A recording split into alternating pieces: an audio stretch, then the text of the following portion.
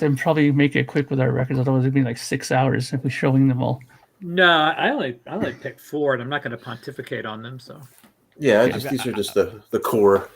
Yeah, I've got a shitload of them, but I'm going to show them in clusters, like in groups. Like I'm not going to go through them individually. I know how you present. You're like me. I just like, oh, here's this, here's this, boom, boom, here's boom, this. boom, boom, boom, boom, boom. Yeah, I don't need to pontificate. I don't need to. Also, no info, basically. I've got more setup than I do. Like when I get to the records, I got a setup to get me there. The gateway, the marijuana. We are live. The gateway. Okay. So people are now watching us. So there is. And the first thing I said was marijuana. So here's marijuana. Well, that's legal in Canada, so no worries. It's legal here in Chicago. Oh yeah, good. Speaking of legal in Canada. Hey boys. Hey Chris. Okay, so hey George. Hey Ed. Hey John. Hey John. Hey John. So as we kick off this inaugural and hopefully not last for this metal group, I would like to introduce some of the people here. I am Patrick, as you know. There's Mr. George Gordon, the esteemed George Gordon, with home with the pedal cam, and there's Mr. There it is, the mighty pedal cam. We won't see it again tonight. And here we have Mark Anthony Kay, the Project fame. And next up, first time ever, the man behind the name, Ed Lockenbucher. Ed, your first appearance on a live stream. Welcome aboard, and you didn't even need any help to get on here. That was amazing. What's up, Ed? Good to have you on, and maybe this will be a primer for other people that have not been on a live stream, but just come on down, just be a part of the fun. Sure. Next, we have Depeche Commode, one of the best names in the vinyl community and YouTube in general. Chris, who is in the midst of relocating, so he looks like he's got Vaseline on the camera. Then we have Vance Zep Pearl, needs no introduction, of course, you know, with Led Zeppelin and in the background prominently. All three. Yeah. And last but certainly not least, other people will be joining, but this is just who we have now. We have John Bit Bop Boom wearing the Neat Record shirt, way to represent. So this is our first episode, and this will be kind of a revolving door kind of a thing. We're gonna, if you want to be a part of this, send me an email or send me an Instagram, and we'll make it happen. But just kind of a thing to. Why am I echoing? Is it me? Not on my end. I don't hear it. Okay. So I lost my train of thought. Yes, Chris, can you confirm that it's not actually Vaseline on your laptop camera? Can you neither confirm or deny that? I don't. Oh, that was better. Yeah. Oh no, it's because like my you lighting. look fine. Yeah. It's definitely not Vaseline. You didn't say you wanted. If you want to be a part of the group, you're certainly welcome. So I can put you in the group. Grab Eddie, if you don't know, 5 records that influenced you into heavy metal before you get on, if you need time. So before we get started with tonight's topic, which is albums that got us into heavy metal. So has anybody? I would like to hear everybody's opinion on Judas Priest, the new album, Invincible. So, George, have you heard it? Is that something you listened to? I was going to, but I asked a question on a previous live stream and nobody answered it. Is Tipton on this? Allegedly. He wrote, and apparently he did do some playing, but not a hell of a lot. He's mainly a writer. His name's on the cover, then I will go pick it up. I have not heard it yet, but I will, because I got to have Tipton in my Priest.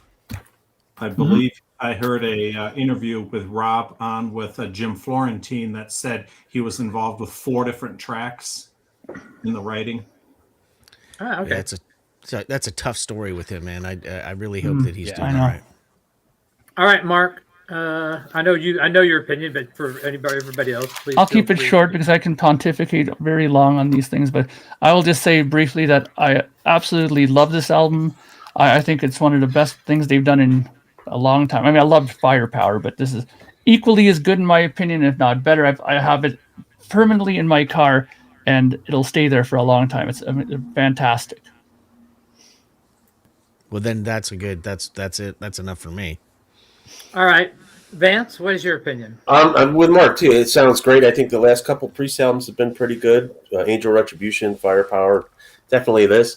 I haven't dove into it as much as I want to lately, but it's been on the turntable. And unfortunately, I didn't get the 7-inch. You guys get the one with the 7-inch 3 No, songs? I didn't either. Yeah, I didn't even know that. So Never had a 7-inch in my life. well, you know. Wah, wah, wah. Yeah, I love it. It's really good. I'm kind of bummed I have tickets to see another band when they're playing the same night, so I didn't get to go. So. What? Oh boy! All right. Yeah, Chris, have you heard Primus. it or no? You didn't go to Primus over Priest? Well, I got the tickets first. That's why. I haven't heard it. I haven't really. Oh, he got it. listened to Blockenbucher got it. Look at him. Sorry, Chris. Oh, okay. it. I haven't listened to like newer Priest in quite a while, so I'm interested to hear everyone's opinion on it, and I'll check it out. All right, John. I know you've heard it. I think the verdict's still out. I'm going to listen again, but I think it's a very good sounding metal record. It's a little too much by the numbers, and I don't really like the songwriting, the structure of the songs anymore. But there's not one bad spot on the record, but I feel like it's becoming like I don't know, like computerized heavy metal, a format heavy metal, and it didn't have any of the magic of Priest besides Halford's vocals. As soon as Halford sings, it pulls your heartstrings. It's Halford, but there's no song I wanted to hear twice right away, like Old Priest. That's fair. All right, Ed, what did you got? I got mine through the Judas Priest site, and that's where the 7-inch was available. Very smart. So what did you think of the album? I enjoyed this one more than I think anything going back this far. Almost like Painkiller. Wow. So it's the alternate artwork also came from. Yeah, that's really cool. Yeah, I think mine has the ultimate artwork as well. Did you get it through the website? No, I got it. I think I got it off just like probably like Pop Market. I think is where I got it. Yeah, I picked mine up at the store. I mean, I made notes of this, and I'm not a fan of the production. It's kind of funny. Like I said, I in my notes I said I liked the production of the last two songs, and those are the songs that Tom Allom produced. And before I knew this, I remember I wrote in my notes that those sounded better. I thought that Scott Travis played great, and the drums sounded great on most of the songs, but it didn't sound like Judas Priest to me, unless Rob Halford was singing. And his vocals were way better than I thought they would be. His vocals were way better than I thought they would be. But I'm kind of on the fence as well. I thought it's a good metal album. It's just that it's not a good Judas Priest album. It doesn't, but I need to listen to it more. Well, I mean, I don't think the Priest personality shines through, only in bits and pieces. Obviously, Halford's voice, it's always going to be Priest, but guitar-wise and just the way the songs and the choruses and just the chords, it just didn't sound like Priest. And I realize some of it sounds like Painkiller, but I think Painkiller sounded like Priest. I don't know, it's hard to explain. I think Firepower sounded more like Priest to me. I thought the guitars really sound like Megadeth, Rust in Peace era. I thought the guitars really sounded like Megadeth. Or so you think more of they went off a formula, John? Kind of, it was just a formula they used. I don't know if they thought it. It's just the end product. I think they come up with a really cool riff. Every piece, if you took any snippet of 10, 15, 30 seconds of it, it's all 10-star. It's just solid metal. You can't say that's cheesy or oof, I don't like the solo or that's a bad lyric. Everything is perfect, but when you put it all together and step back, there's no screaming for vengeance. There's no magic, no songs that pull me magic. Say, I got to hear that again. But there's some rippers on there. It's all great metal, but it's just not. Priest was a step above just great metal. They had a personality. Priest is as heavy as they might have been. They also always had sort of poppy hooks, like rock songs with hooks in them and choruses, like big choruses. And then they got to this point later where it was almost like a turbo reaction where they got heavier and heavier, and it was almost like they were going into almost too heavy territory. To me, the apex is Screaming for Vengeance. Heavy music, but good choruses. They always had good choruses.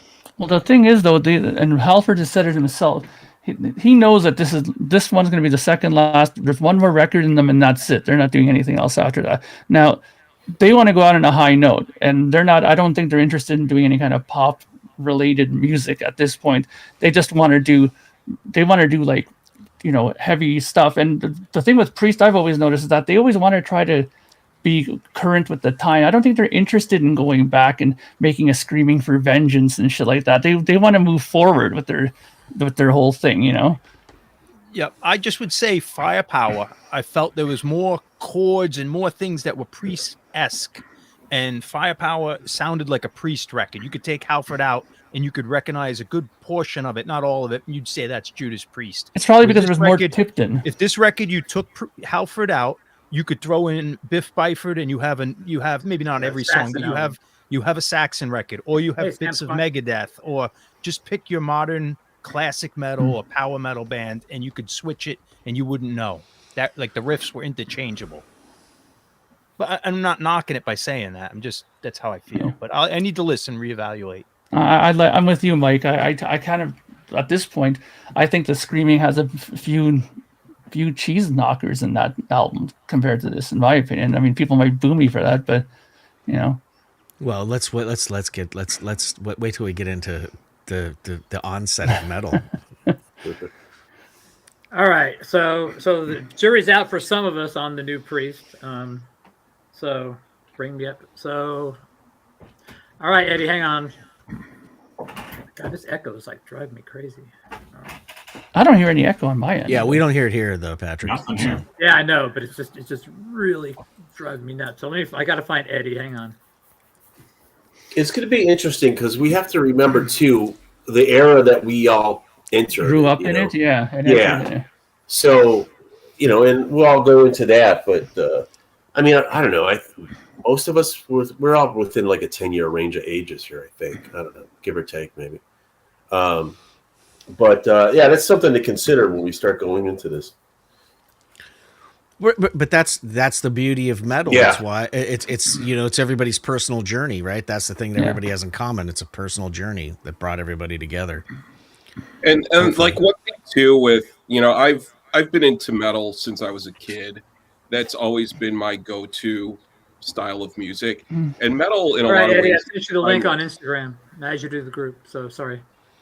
Oh no, it's metal. It's like kind of like timeless. I feel like certain genres of music, they kind of get dated, or they sound really dated. I mean, there are trends in metal, like different styles, but still, you could pop on an album from any decade, and it's still awesome. Yeah, apparently there's a whole tree of different genres. If you ever watch that Global Metal documentary, there's like 75 different subgenres at this point of metal. Oh yeah, it's unbelievable. Yeah, it's crazy. The one that what's his name, Dunn. Sam Nunn. Yeah, Sam Dunn. Yeah, I know Sam Dunn. We used to gig with that guy. He's a tall dude, isn't he? Yeah, oh yeah, he's a cool guy though. He's very knowledgeable. All right, so Eddie's coming up. So the quote unquote theme for tonight is band albums or bands that got us into quote unquote heavy metal, whatever you think heavy metal is. So it's not going to be the purpose of us to define metal, where metal started, all that crap, because that stuff's never going to be settled. No. Ever. So, people can sit there and say, well, it was like, I'm just going to show the stuff. Black Sabbath, I'm just going to show the stuff that inspired me or got into it. That's it. Just the stuff that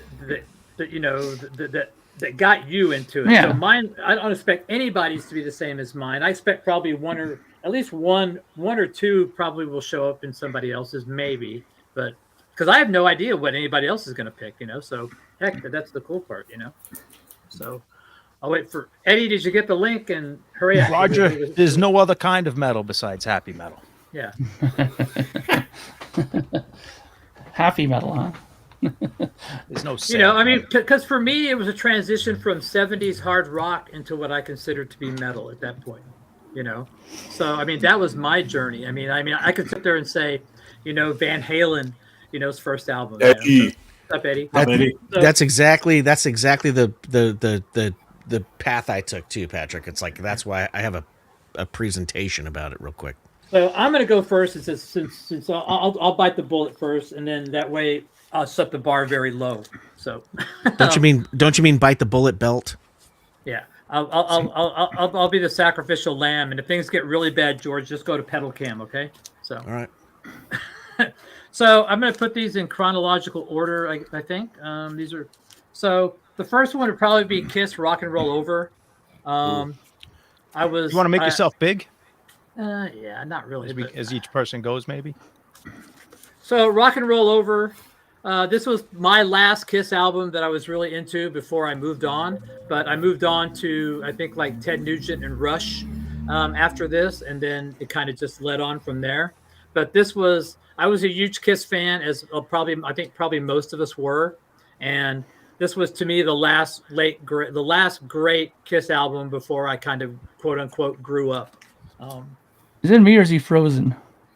No, he's He's good. He's not to me. Nice. So next up is AC/DC Highway to Hell.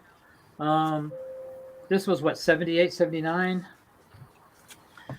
This was heavy but melodic, and absolutely saw this tour. I believe Molly Hatchet opened for these. Eddie, I think you probably saw this too. Molly Hatchet opened. That was a good double bill, actually. Great record. They didn't come to the radar. I was too young to travel. And here's the Australian cover, just for. Nice. And if you're looking to get one of these, you can get the U.S. pressing. Look for AT George Piros, ATGP, and the Dead Wax. You can probably get it for $15-20. Not an expensive record. And this one will cost you a pretty penny, but the U.S. one, go ahead and grab that one. This is a twofer from this band. This is Budgie. If I were Britannia, I'd waive the rules. Again, this was what, 78, 70. I think somewhere around there. This was another band that had the crunchy guitar, the heavy, but had the melodic stuff that I really liked. Really loved this band. And then this was a gateway into general metal. And then this album was more of a gateway from kind of like late 70s, 80s, early 80s metal into like the new wave of British heavy metal. And that would be Budgie's EP, "A Swallow Do Not Induce Vomiting." This is a great EP. 4 classic songs: "Wildfire," "High School Girls," "Panzer Division Destroyed," "Lies of Jim," "The E-Type Lover." If you find it, no matter what pressing this is, they all sound the same pretty much on Active Records. But this is a great EP, and those were mine. Anybody else want to volunteer to go next, or? I'll go because I got to Okay. crash out soon. Okay, well, let Eddie go. This is Eddie Perez, by the way. Patrick, raised in Texas, we didn't have much outlets for shows and record stores. So my first introduction to anything rock was Kiss. This was my first Kiss record ever. I was in 2nd grade when I was listening to this. And I was the only one in my class listening to this. Everybody else was into the Bay City Rollers and a bunch of gay shit. So that was my introduction to rock. Good thing is I hung out with guys that were older than me. So they had brothers, cousins living in San Antonio or Austin. So they, opened up my mind and my palate. They introduced me to Rush. This was a record that really set me off and it turned me off to Kiss after 2 more records after that live one. After pretty much Love Gun, I was done with Kiss. So, but this record really blew my mind. I could just not imagine how much great music can come out of 3 guys. So this is another very inspirational album. And then, of course, the Almighty Sabbath. And this was the Sabbath that I first heard. Oh, wow. It's a The Fontana Sabbath. Yeah, this was my first introduction to Black Sabbath. What tracks are on there, out of curiosity? Is it Paranoid, Sleeping Village, Warning, and then the other side. Iron Man, Wizard, Behind the Wall of Sleep, and NIB. so just It's the first almost- 2 records? Yeah, the first record. A little bit of the so second, right? This was my introduction to Ozzy and Sabbath, and from there on, I was able to explore the other album. And They're then repressing that? That's weird. this is a reissue. It's not the original. Yeah, the original is on a different cover. Yeah, when you look at the image, it looks a little bit blurry. But this I inherited from my brother's collection. So And then, of course, this was my first Judas Priest album. In class, yeah. Yeah, this was really a great introduction to Judas Priest. Beyond the Realms of Death. Yeah, and then from here on, I went backwards. Better by you, better by me. Yep. And then my very first concert, which was life-changing. I almost pulled that, man. I almost pulled that. This was a life-changing experience, but after doing research, it seems the time I saw Moxie, they had that dude from Loverboy singing. Mike Reno? Really? Yeah, because I saw them in 77. So that was the Under the Lights tour. Yeah. But this was my introduction to Moxie, and this was always the go-to Moxie album. This one is the second one. Yeah. But when I saw him in concert, I didn't know that it wasn't the original singer. I mean, I was Buzz Sherman. Yeah, Buzz Sherman. I was, 11 years old. First concert, and it was Moxie, and this blew my mind. San Antonio? A sentimental favorite. Was it in San Antonio? No, it was here in Laredo. It was called. Really? There was a tour called Border Jam '78. It was the Fools from Austin, Yesterday and Today, before they changed its name to Y&T, and Moxie. And those are the five that started it all for me. All right, good stuff, Eddie. Very Okay, cool. I'll go next. All right, Mark. So because I'm thinking that mine's going to be totally different than everybody else, because everybody seems to be going back to like a lot of older stuff, and for me, because we're like older. Okay, but see, the thing is, for me, when I was into Kiss, I still am into Kiss and all those things, but that wasn't metal to me. Metal to me was a lot heavier shit than that, right? So when I forgot, the stuff that got me into metal was stuff like this. This got me into metal, like Painkiller. When I first heard this, I'm like, wow, this is significantly heavier than any sort of Kiss record that I had, or any sort of Rush album that I had, or anything like that. Like this was like, okay, we're talking a totally different level of musical heaviness here. And another record that really captured my imagination and was totally different than a lot of the stuff that I was listening to at the time was this record. Patrick will know about this one, Racer X. This introduced me into the world of like ultra blistering guitar riffs. Paul Gilbert, very young here with Bruce Boulez. Yeah, and Bruce Boulez here playing guitar. This album is extremely important to me as a guitar player. It made me go out and buy Paul Gilbert's Intense Sequences video and stuff like that, and help my lead playing go to a whole nother stratosphere of playing. And this music, it's metal, but like with extremely over the top guitars. And I think they even do like a Priest cover on this. Yeah, Heart of a Lion they do on this album as well. So they were obviously tipping the hat to the metal as well at that point. An obvious pick too, and I remember when I first heard this record, I thought was really cool. Was Dio Holy Diver, right? I mean, this was pretty. How do I put it? It like the whole graphic imagery of the album cover and stuff like that. It was very much spun on a whole new world of.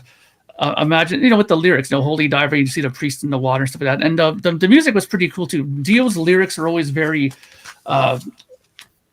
storytelling, and you can always kind of close your eyes and imagine in your head what he's singing about.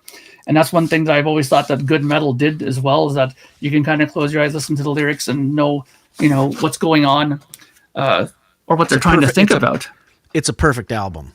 Yeah, it definitely is. And this is a controversial one. Me and Patrick always fly the flag for this album. It's my favorite Ozzy album, for me at least. It's Ultimate Sin. I think that this is Jakey Lee at his finest. I've always loved his guitar playing on here. This is definitely has a bit of that pop element in there a little bit, not shot in the dark and stuff like that. But I definitely find that this was a pretty interesting record. Back when I was younger, when I heard this, I thought it was pretty heavy in terms of what was popular at the time, right? And then my last one is one that I'd be surprised if anybody else will pick this record, but the first, okay, let me just a quick little thing with this one. The very first time I heard this, I was getting interviewed by a magazine in Toronto with my band, and he asked me if I heard this record, and I go no, and they put it on, and it was so heavy, and it was so like a lot of the first had a lot of this Cookie Monster kind of vocals to it, but about halfway through the song, it went to he sang like really ultra clean, and I was like, wow. this is unbelievable how he can mix up his vocals like that. And this album's always been very important to me because of that. Is Opeth Blackwater Park. This album is one of the best combinations of heavy, almost borderline death metal music combined with progressive songwriting. Like all these songs are like 10, 11 minutes long. And there are lots of different parts, lots of guitars interplaying, the harmonies, all kinds of stuff. But it has really guttural, like vocals and really clean vocals as well in this. And Michael Ackerfeld, I think, is one of the most underrated songwriters, in my opinion. I mean, Opeth now is a total prog band, Hammond organs and stuff like that. And they've abandoned all of the guttural, heavy singing, which is probably smart because when he gets to his 50s, I don't think he'll be able to sing it as well. But this album is a really important record to me. And this signifies to me what heavy music when I was younger was. Mark, what year is that album? This album is, let me take a look here, 2001. Very cool. Can I go next? Yeah, George, go ahead. Like Mark, I'm going to have a different slant at it. The first thing that, when I was 10 years old, 1978, pre-Van Halen, the three biggest rock bands for a kid my age were Aerosmith, Kiss, and Queen. I was a big fan of Kiss, a big fan of Aerosmith, but I think the band that made me start thinking about heavy music, like, I don't know the term heavy metal yet, but Prophet Song, I don't think of Queen as Another One Bites the Dust and Crazy Little Thing Called Love. Prophet Song on here, Great King Rat, Modern Times Rock and Roll, Liar, and, Father to Son. Huge Brian May riffs, Stone Cold Crazy, a lot of heavy riffs. It's not a mystery to me that Brian May and Tony Iommi are good buddies because they both wrote really heavy riffs. And so when I'm listening to that heavy rock, and it led me to go, well, what's heavier than that? And the first band that I ever listened to that I called heavy metal was this band right here. And I like punk in my metal. So the first, three Maiden releases, Made in Japan is a live EP. Killers is their second record and their self-titled record with Paul Di'Anno singing. This to me was the first time I was listening to a band and I was thinking about heavy metal. And eventually what that led to was, speaking of Priest, there was a point in time where Screaming for Vengeance and Number of the Beast, these were the big metal bands of the day. And then percolating up from that was also this band that most people won't call metal. I don't think of them as metal, but Blackout. I went to the US Festival on Heavy Metal Day. This was the current album for the Scorpions. They completely slayed. Screaming for Vengeance was Judas Priest's current album. And you also had Quiet Riot with Metal Health, and you had Motley Crue about to release Shout at the Devil. It was like the first time that you went to a concert. It was called Heavy Metal Day. And then coming out of that, you have this situation for me. This band, Show No Mercy, is a Slayer, but that wasn't the record that sold me on them. It was this next record called Hell Awaits, which set them up for what might be one of the best thrash records of all time, Rain and Blood. But this record right here was when I went, oh, this is different, And then this is Haunting the Chapel, which is an EP that they released. And then this band that had great growth between these two albums, from Kill 'Em All to Ride the Lightning, huge amount of growth in a band.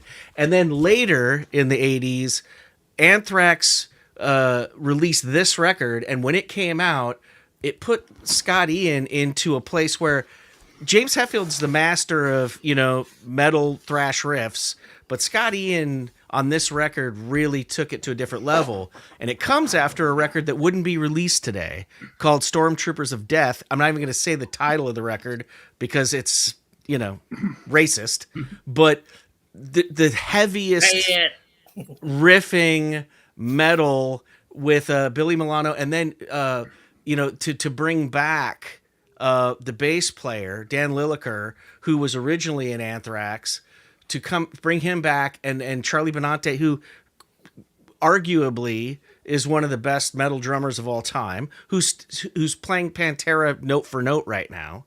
At that point in time, the 80s for me, that's when I came into it. In the 70s, I was looking for harder stuff, and at the beginning of the 80s, when I found Maiden and the term heavy metal came into play, that's when I said, okay, I'm into this. And then throughout the 80s, it was just one after another. That was the heyday for me, and it sold me on it, and I've had a good time with it ever since. So that's my journey with metal and getting into it and staying with it forever. Thank you, George. Who wishes to go next? Hey, George, on a quick note, Patrick and I saw Maiden on the Killers tour, opening up with Judas Priest and Saxon. With Humble Pie. No, it was Humble Pie. Oh, really? It was Saxon in L.A. Humble Pie opened, and then came Iron Maiden, then came Judas Priest. That was a weird bill. At the Long Beach Arena, it was Saxon with like the Power and the Glory tour with Biff Bifford whistling over the arena, over top of the PA. That dude could whistle louder than the PA could produce music. And then it was Maiden and then Priest. Yeah. Good. That's good. Well, I'm so jealous that you went to the Metal Day, dude, man. That's awesome. Yeah. All right, Vance, you go. Let's see how many Led Zeppelin albums you have in your journey. So here we go.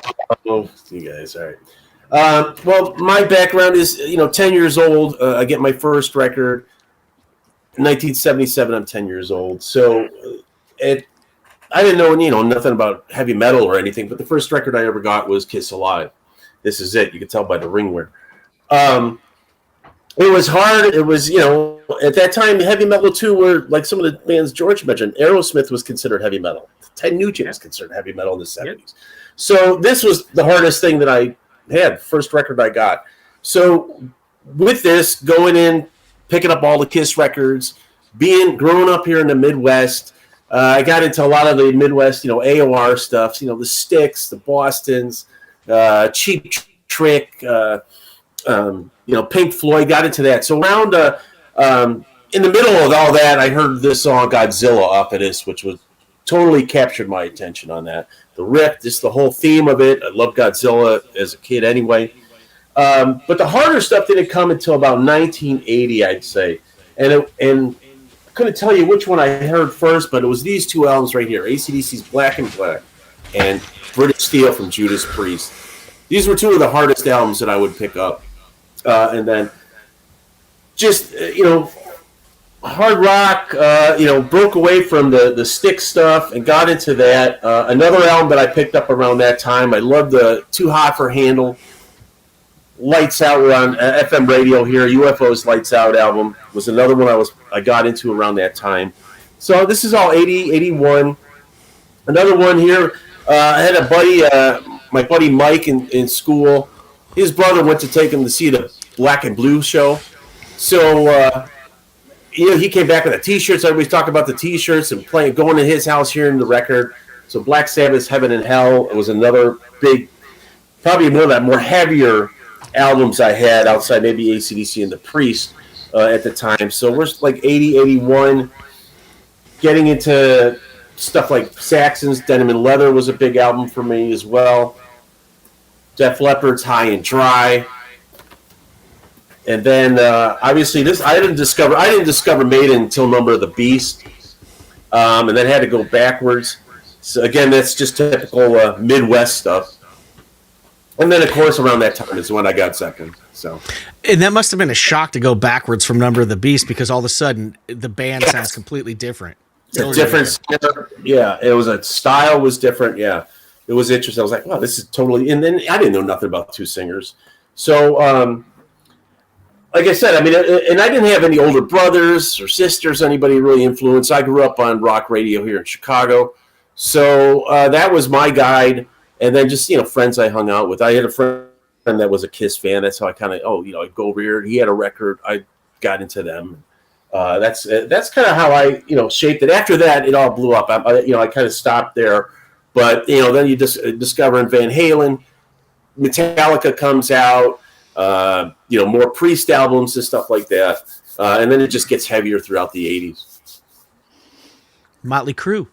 Yeah, Crue as well. Shout at the Devil was the first record I picked up from them. Went backwards to get Too Fast for Love, but it was the metal stuff really around 80, 82, which was really a prime couple years too window for metal growing up then. I saw Motley Crue open up for Kiss on the Creatures of the Night tour at the Universal Amphitheater before they had actually released I think the Elektra record of Too Fast for Love hadn't come out yet, or it was just about to be released. It was just fresh off the presses, and they opened for Kiss on Creatures of the Night. See, I wouldn't. My first show was Journey in 1980, so I was still kind of in that AOR stuff, and like I said, I didn't have older friends or brothers or anything to go to those hard rock shows. A lot of my friends weren't into it either. So it was like, hey, did you want to, you got ever hear of this band, Saxon? And like, no, I don't want to go see that. And just, I wasn't at the age where I could drive or nothing. So. And that's a funny thing too, is that you used to see people wearing jackets, with patches on them. Saxon, Motorhead. And then, but you'd also see Scorpions on there. You might even see Journey. Bands like that, like just hard rock bands. You see Rush on. Rush would be there. I see Rush on there too. Lots of Rush. It really was hard rock and heavy metal. There was maybe 83. You could see there was like the kids my age now who are just a couple years, like maybe 2 or 3 years younger, who now could be predominantly heavy metal because we didn't grow up with, let's say, Foreigner or Styx and. Like we were straight. Yeah, I'm looking at that window where it's the hard rock kind of crossing over. But like John said, 83, 84, if you're just getting into music then, that's when it really got labeled heavy metal. I think. It was a perfect storm of people were searching for like what's the next thing. It's like Van Halen comes out and you go, what's the next thing? And then and yet the bands kept supplying it. But things were changing. Things were changing quickly. I wasn't into Flock of Seagulls and the new wave kind of stuff, So I was looking for heavier stuff coming out of the AOR stuff, That was around the time that Kerrang magazine was.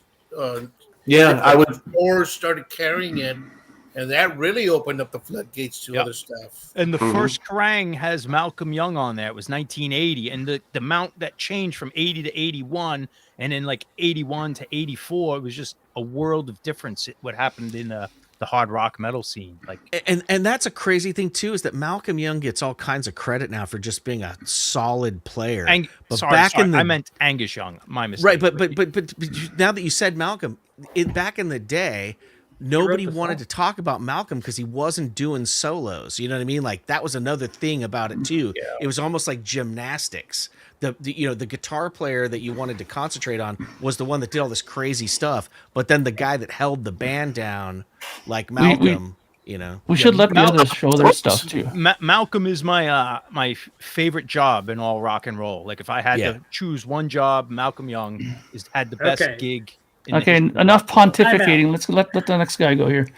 Chris, do you want to talk about it? I know your stuff's boxed up, so do you want to just mention a few? Do you want to show some CDs? What did you want to do? I have one album that I can show, but you don't have to show. You can talk about what got you into it. Probably recognize the cover. We can imagine the record. Trust me. The album that introduced me to hard music is 1984 by Van Halen. It was a pivotal album for me when I discovered it as a kid. I was probably around 7 or 8 years old at the time.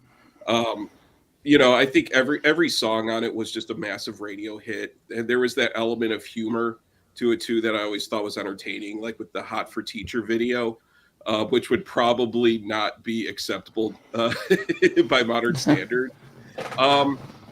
And even then, like still today, I'll go back and listen to the deep cuts, like Top Jimmy and I'll Wait is probably my favorite song off of that album. I still will go back and listen to I'll Wait. I think that's just such an awesome song, and it's not even really not a lot of guitar in it. It's just Eddie on the synthesizers. So 1984 is probably the most important album to me that introduced me to hard music. Another a band that was important to me, although I have fallen out of them over the years, is Led Zeppelin. I know that's blasphemous to at least one person on the panel right now. But I was blown, like when I heard the riffs to Communication Breakdown, um, Immigrant Song, Robert Plant's like screeching vocals, all of that just blew me away. I never heard anything like that before. And so they were really important to me when I was younger. Something about them as I've gotten older, I kind of feel like in some ways maybe you're either a Sabbath person or a Zeppelin person, and I've fallen into the Sabbath side of metal history. And when I got older in school, I would say probably 87, 88 is when I started to really kind of develop into the extreme side of metal. And a cousin of mine played in a few bands, and he was also living in Tampa at the time too, which Tampa was a huge scene for Morris Sound Studios and Scott Burns, and my cousin played in a bunch of bands in Tampa at the time, and I would go down and visit him. And so that's what introduced me to really death metal. And I didn't know what many of the bands were, I didn't know any of that, but that sound really pulled me in. And one really important band to me is Sepultura. This is an original Beneath the Remains. I think that when I heard this album for the first time, I was like just completely blown away by it. Just the vocals, the aggression, the drumming, the double bass pedal. It was just pounding and just insane.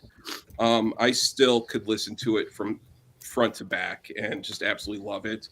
I also have the maxi single for one of I'm sorry, that's a different one.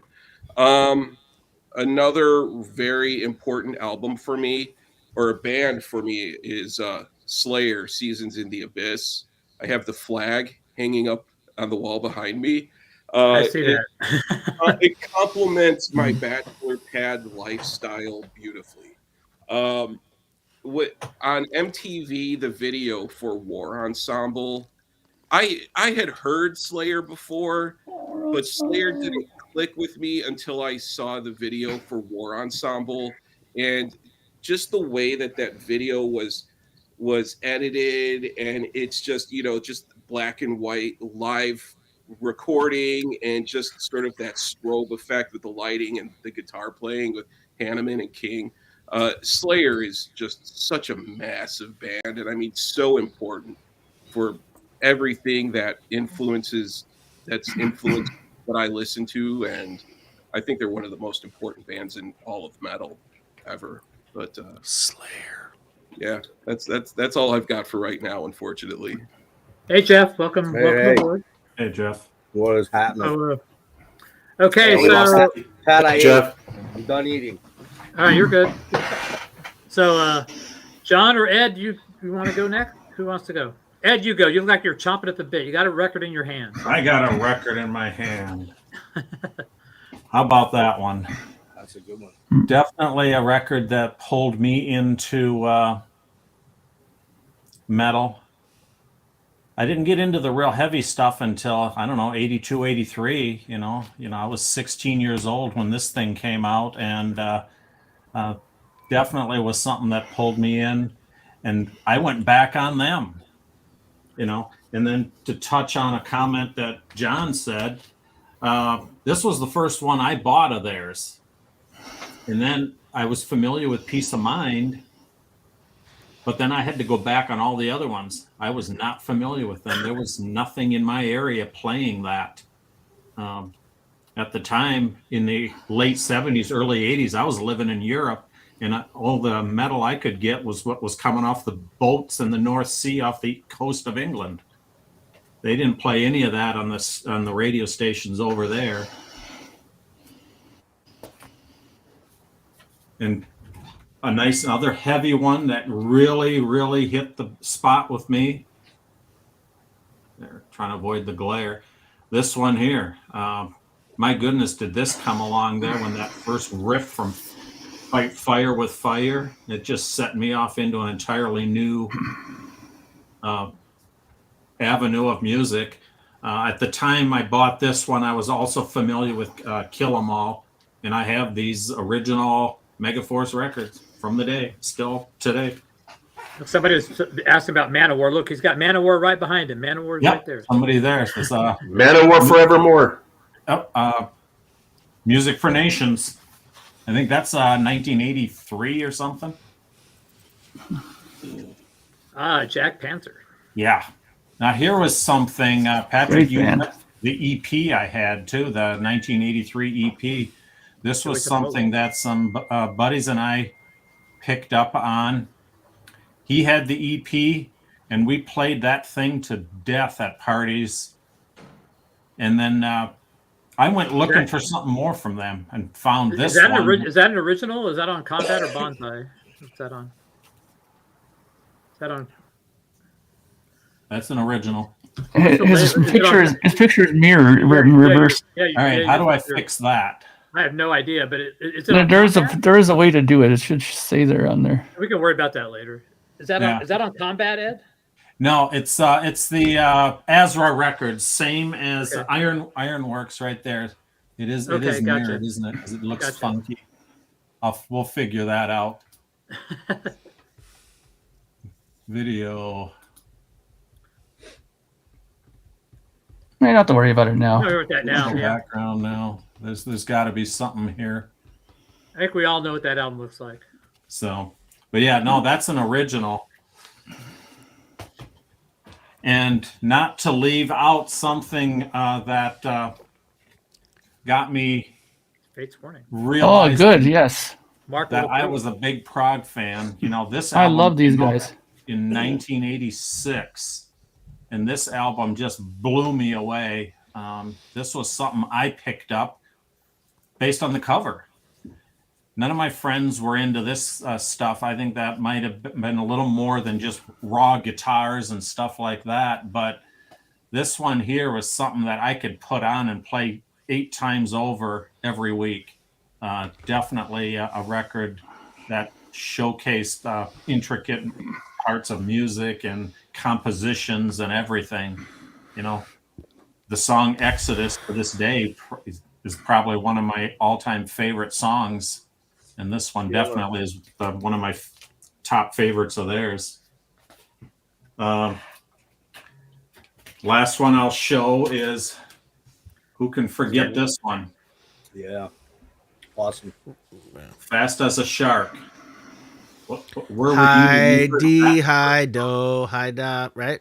That's the yeah. That thing just screamed on the speakers when that thing kicked in. Yeah, jumped out of a boombox in a parking lot in the high school for sure. And yes, Udo I think Dirkschneider. for us, it was in the gym at the high school, and we popped that on, and when that thing kicked in. Where does that fall in the pantheon? What is that after or before frickin' 82. This came prior to Balls to the Wall. But it was after Breaker. And it was after, right after Breaker. Yeah. Breaker was That's 81. almost first modern metal, I would call that. Like the other records are a little like they're behind the times. They're This German is when and they behind. found their. They were now leading the pack, kind of like the One Anvil record.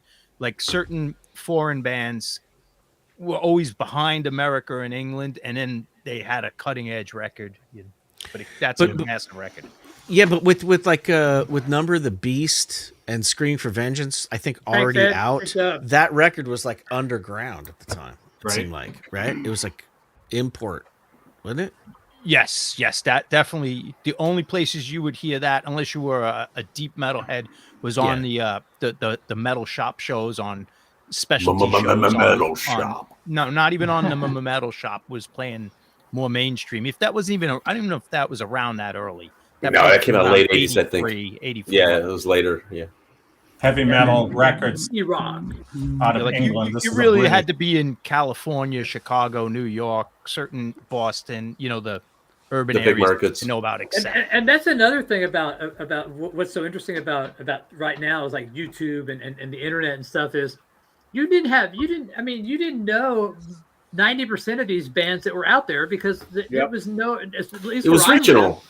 It was You had to get the magazines. Kerrang was If Kerrang you was only the had big- Hit Parader and Circus, Circus. and you knew Crocus, you knew Fastway, and maybe a few more, but other than that, you were stuck with your Def Leppard, Motley Crue, Maiden. couldn't even Priest. get Kerrang. I'd have to Scorpions. drive That's- 3 hours. that's how it was for me, yeah, that's- Yeah, so Kerrang you for had me to was be 82. in those cities.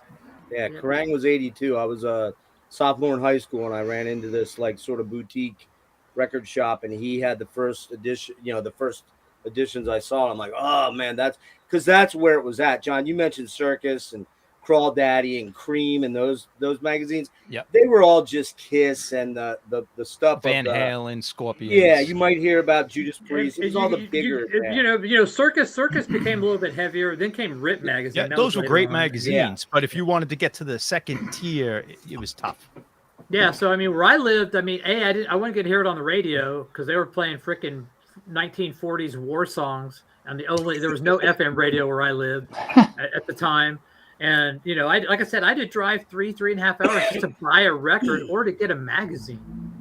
So I always say, you people on the East Coast, man, you guys had it so fucking good, man. A little bit, good. yeah. Yeah, and in Chicago, San Antonio had it going on. It was certain cities. San Antonio had a huge scene, so they had the magazines coming in. You only needed one or two. San Antonio was like 6 hours from my hometown. I know, but you only needed one or two record shops, and then you'd have a bunch of teenagers who were hip to it. And you could go from Chicago, Detroit, Cleveland, definitely. You could pick your 12 cities. But so nowadays it's like everybody's like going, oh, I know so and so, and I'm like going, it's like fuck you. I was as big a metalhead as anybody like when this shit was coming out, but it was impossible to hear half these bands. It's like I had no clue who these bands were. And now there's like, and now I can like sit there and like, oh shit, man, there's a whole fucking 900-page book on my shelf that's got fucking all this shit on there. I'm like going, holy shit. When I was a kid, there was my friends and I, we would ride our bikes to Musicland, and we would stop at Toys R Us on the way to look at video games. But no joke, not exaggerating, when we would ride bikes to Musicland, uphill in both directions. It was we had to ride uphill to get to the Musicland, but then it was close to the top of a hill, so then we would go that way, so then we could go and then cruise down the hill to get back to our homes. You were kids who gave a damn, man. It's like shit, you got endless energy. Pat, we had local magazines too. There's like I think called the Illinois Entertainer that you would find out like who's coming through town and stuff like that. Oh, that's cool. This was in the early '80s that magazine was being out, and then later in the mid '80s there was a Chicago what was it called? Chicago Metal Express or something like that, CMC or something. That was almost like a homemade local magazine that was around. You'll still see them. All right, Jeff. You can find them. We got two people to go. Jeff, you want to present what you got? Yeah, I can, but I kind of misunderstood the assignment, I'm afraid. Okay, well, you'll get the dunce hat later. Hang on, you said top 5 albums that got you into metal. Yes. So you're getting it could be like early. It could be pre-metal. So frankly, I'm going with stuff that is kind of proto-metal, I guess. That's we're not grading anybody. So okay, well, I didn't pull anything, but these you got to remember, man. I'll be 58 on Sunday, so other than Pat, I think you're older than me. Maybe somebody else is, but I'm an old. Bobby Gass is older than you. Oh Christ, Bobby Gass is older than time, man. Come on, let's go. Eddie showed Moxie, so it's he kind of doing the same thing you're doing. Mine are pretty far ahead of that, man. This is the first album I know got me into what I would call heavier. Alice Cooper. Alice Cooper, 1972. I was not aware of Sabbath until later. This would be probably the second album that got me into much heavier music. And Vance approves. of course, you know, you're Hey, going Timmy. back. It might have been this one or Led Zeppelin 2, because I was listening to that stuff in my neighbors who were all older boys than I were. They were all from like 2 years to Thanks, guys. 10 years. And they were listening to all that shit while they were playing pool and letting me, the little shit, kind of hang around. So it was either that or two. And then this was the quintessential album. This was the one. There's no doubt. Mark will approve of that one. Yes. You know, it was the be all end all for a 10-year-old kid, man. I mean, it was just everything that you could fucking get into and be like, oh man, my parents will hate this shit. Well, the And first album that I showed was Rock and Roll Over. That was my.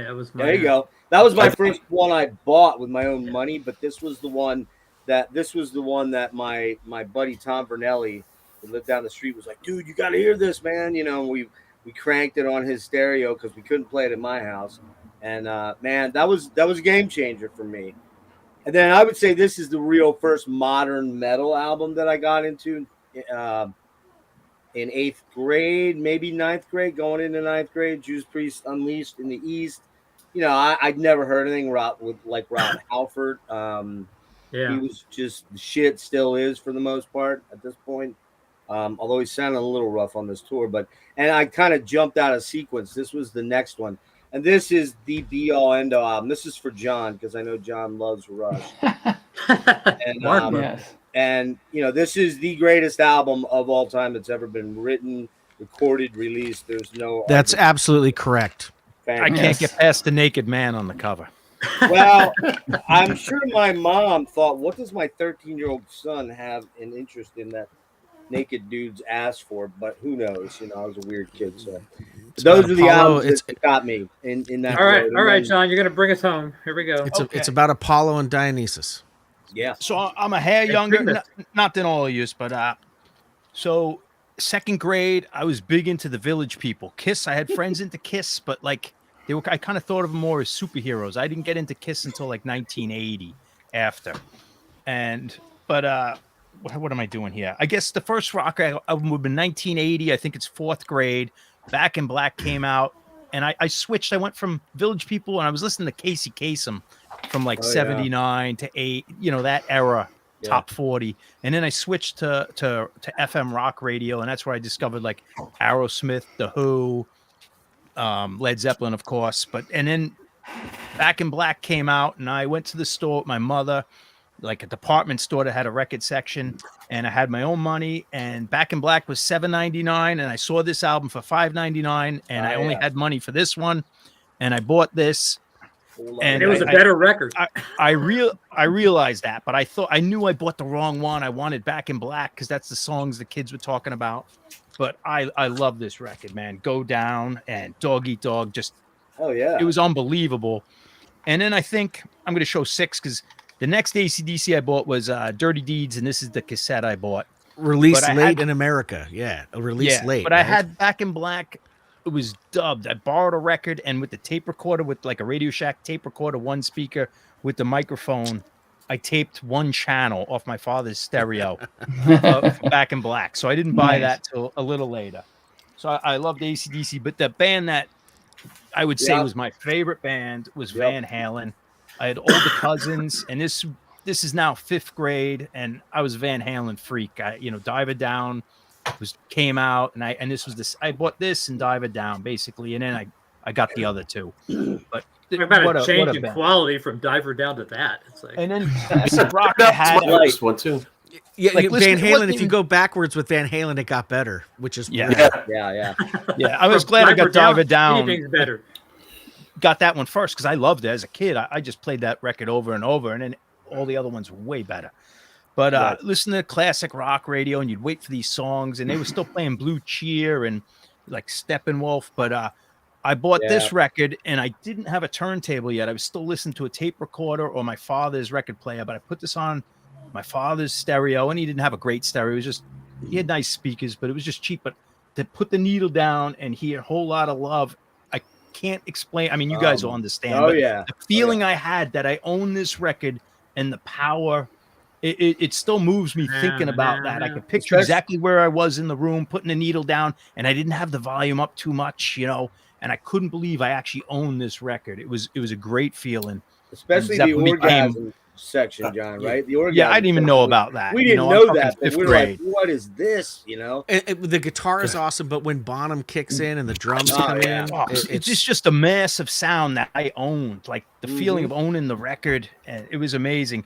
But then I guess in sixth grade is where I got into basically a heavy metal kid, and I picked up. This is my first Black Sabbath record, and luckily this really was the best first one you could buy.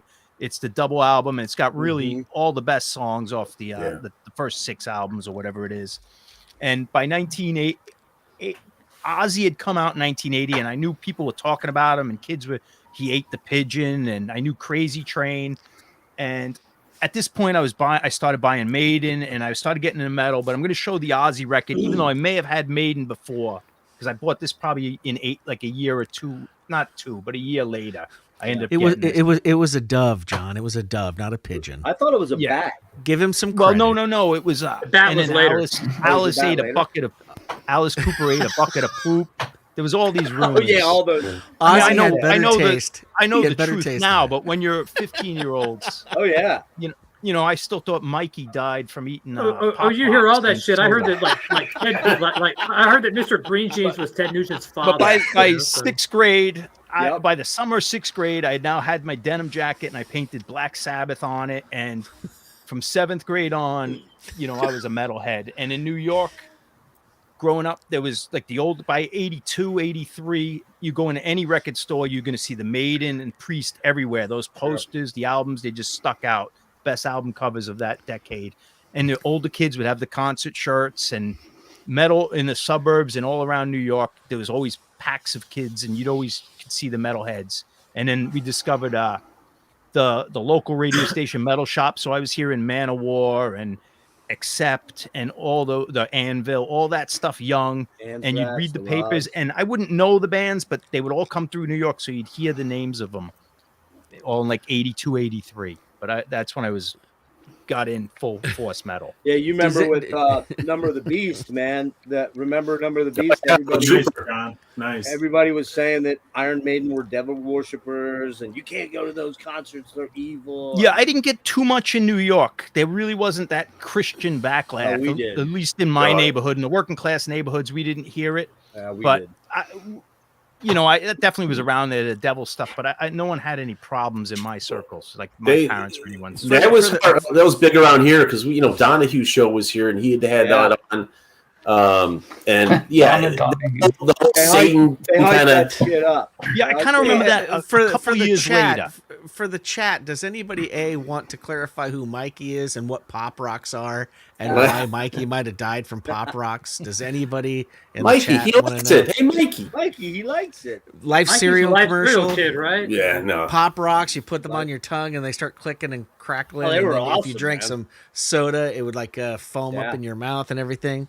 Yeah, that's good. But if you someone mentioned about putting the needle on a record, about Led Zeppelin 2 putting the needle down the record. I remember when Van Halen 1 came out, and I distinctly remember the first time, and it had never heard it, never first came out, putting it on the turntable, and like going, "What the fuck is that?" Like there had never been anything like that ever to me. Nope. I mean, and I was just like going.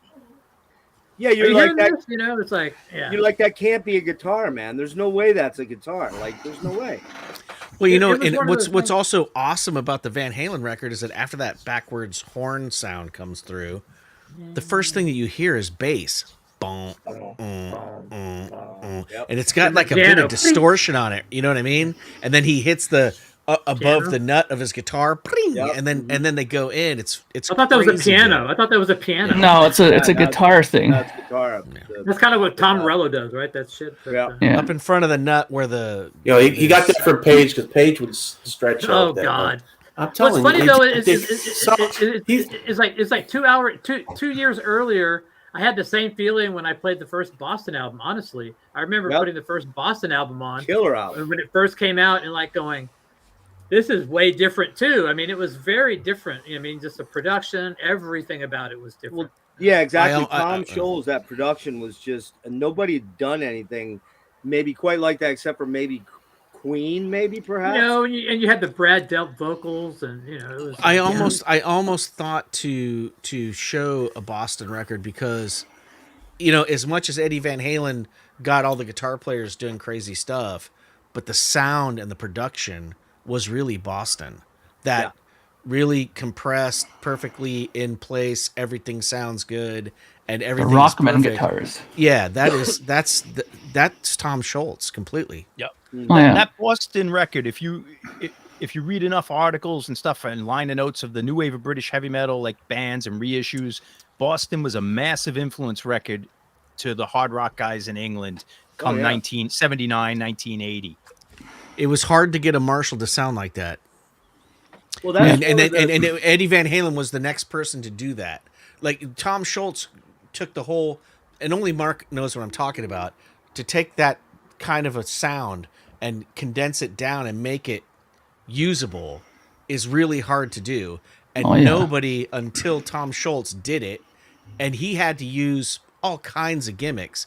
Eddie Van Halen did it like in a weird kind of person in your garage freaking out kind of way. But Tom Scholz did it like a scientist, Actually, Tom Scholz was an engineer, and he built his whole entire studio. Like all those he worked at Polaroid.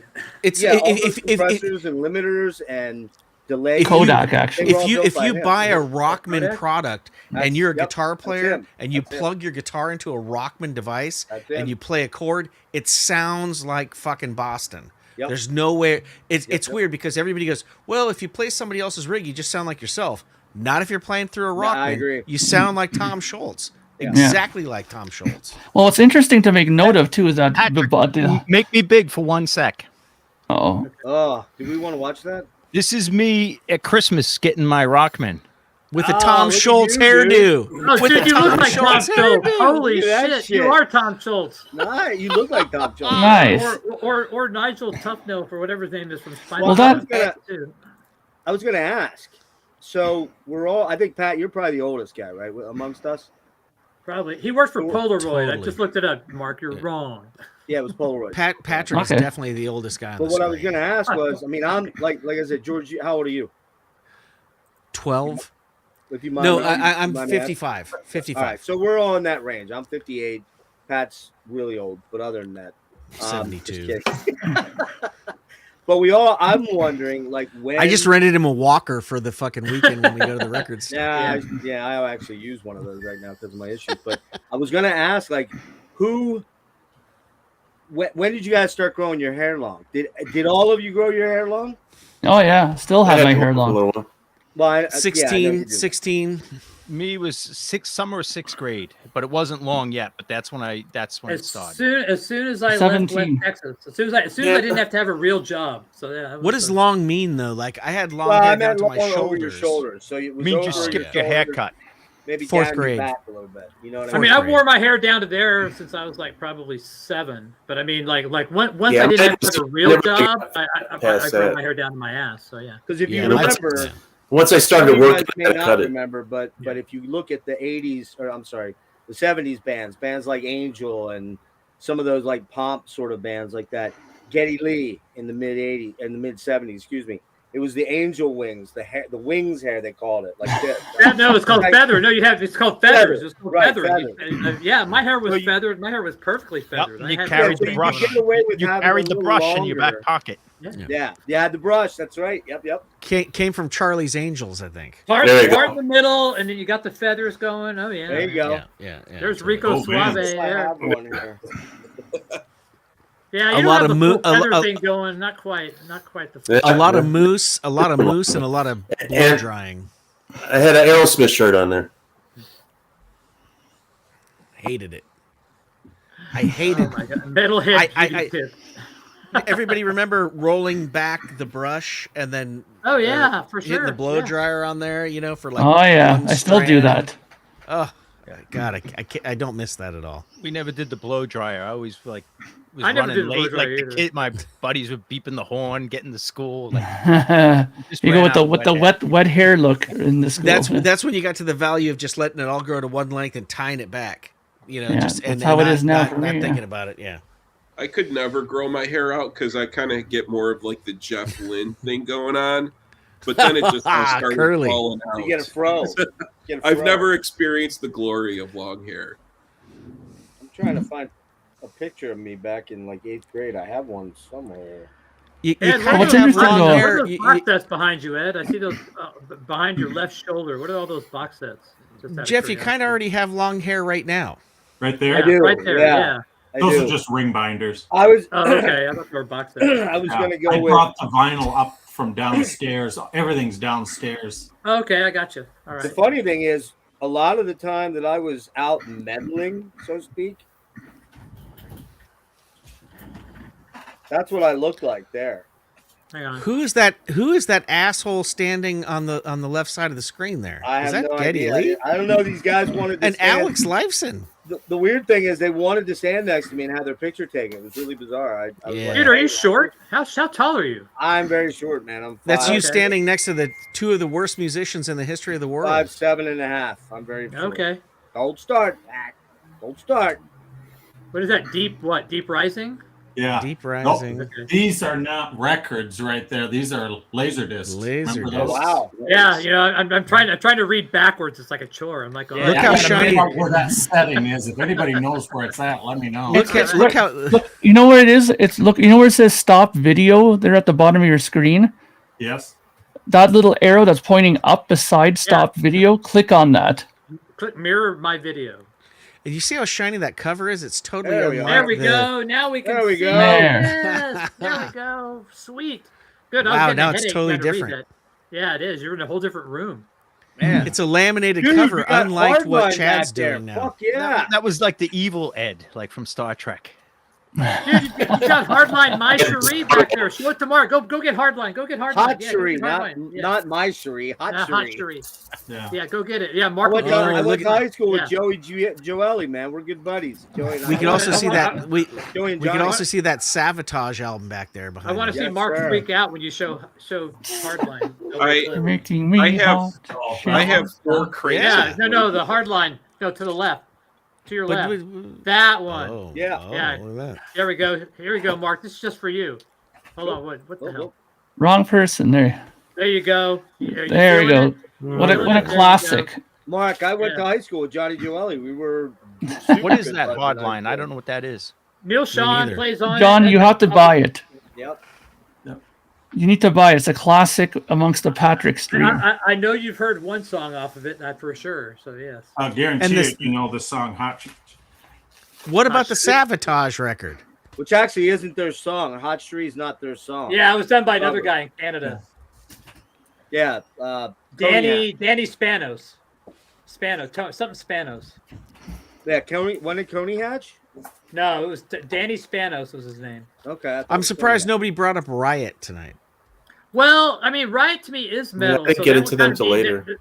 Yeah, was I kind didn't of get to them yet. Riot's an odd band. I grew up in New York, and I only vaguely knew the name because it sounded similar to Quiet Riot. Like, I don't. They must have played the clubs in the city, but we just didn't know Riot, and we also didn't know Virgin Steel, and they were right in our There you Yeah, go. right. on our neck of the woods. Thunder Steel. That's a Killer hard one to album. find too. Oh, is that your cat's tail or is that a cobra? Oh no, it's a Cat. That is my cat. She's deciding to jump in on everything. John What's Sykes, your- right? John What is your Sykes. cat's name, Ed? This news. Oh wait. Zoe. Okay. Oh, He's not- George, I wanted to mention one thing really quick. You said that anybody who plays through a Rockman sounds like Tom Schultz, which is true to the most part. But what's very interesting is that if you read the biography about the making of Hysteria, they tracked older guitars using Rockmans for Hysteria. So that's probably one of the rare occasions where it didn't sound exactly like Tom Schultz, but had elements of it in there. It definitely has elements. That process. Yeah. Yeah, the- I mean, process elements. Yeah. Deep Purple was for me was too early, and then like Rainbow wasn't a gateway for me. It was a gateway to Dio for me. But Yeah. Same here. all of those tight guitars, ding, ding, ding, ding, ding, ding, ding, with the chorus on them, it sounds like a Rockman. So Yeah, yeah, of you're course. right. They put it into a context that was different. But Mutt Lange, what are you gonna do? The man's a genius, Somebody in there said Michael Frank, Sonic Yeah, Adventure Shania 1 and Twain. 2. Could you That's imagine, true. Mark, if Mutt Lange would have produced Destroyer? Oh God, it might have been a much better record because God, Well, Bob you don't Ezrin, like he Bob totally Ezrin, fucked that so album. I hate. Well, I don't like Bob Ezrin with Kiss.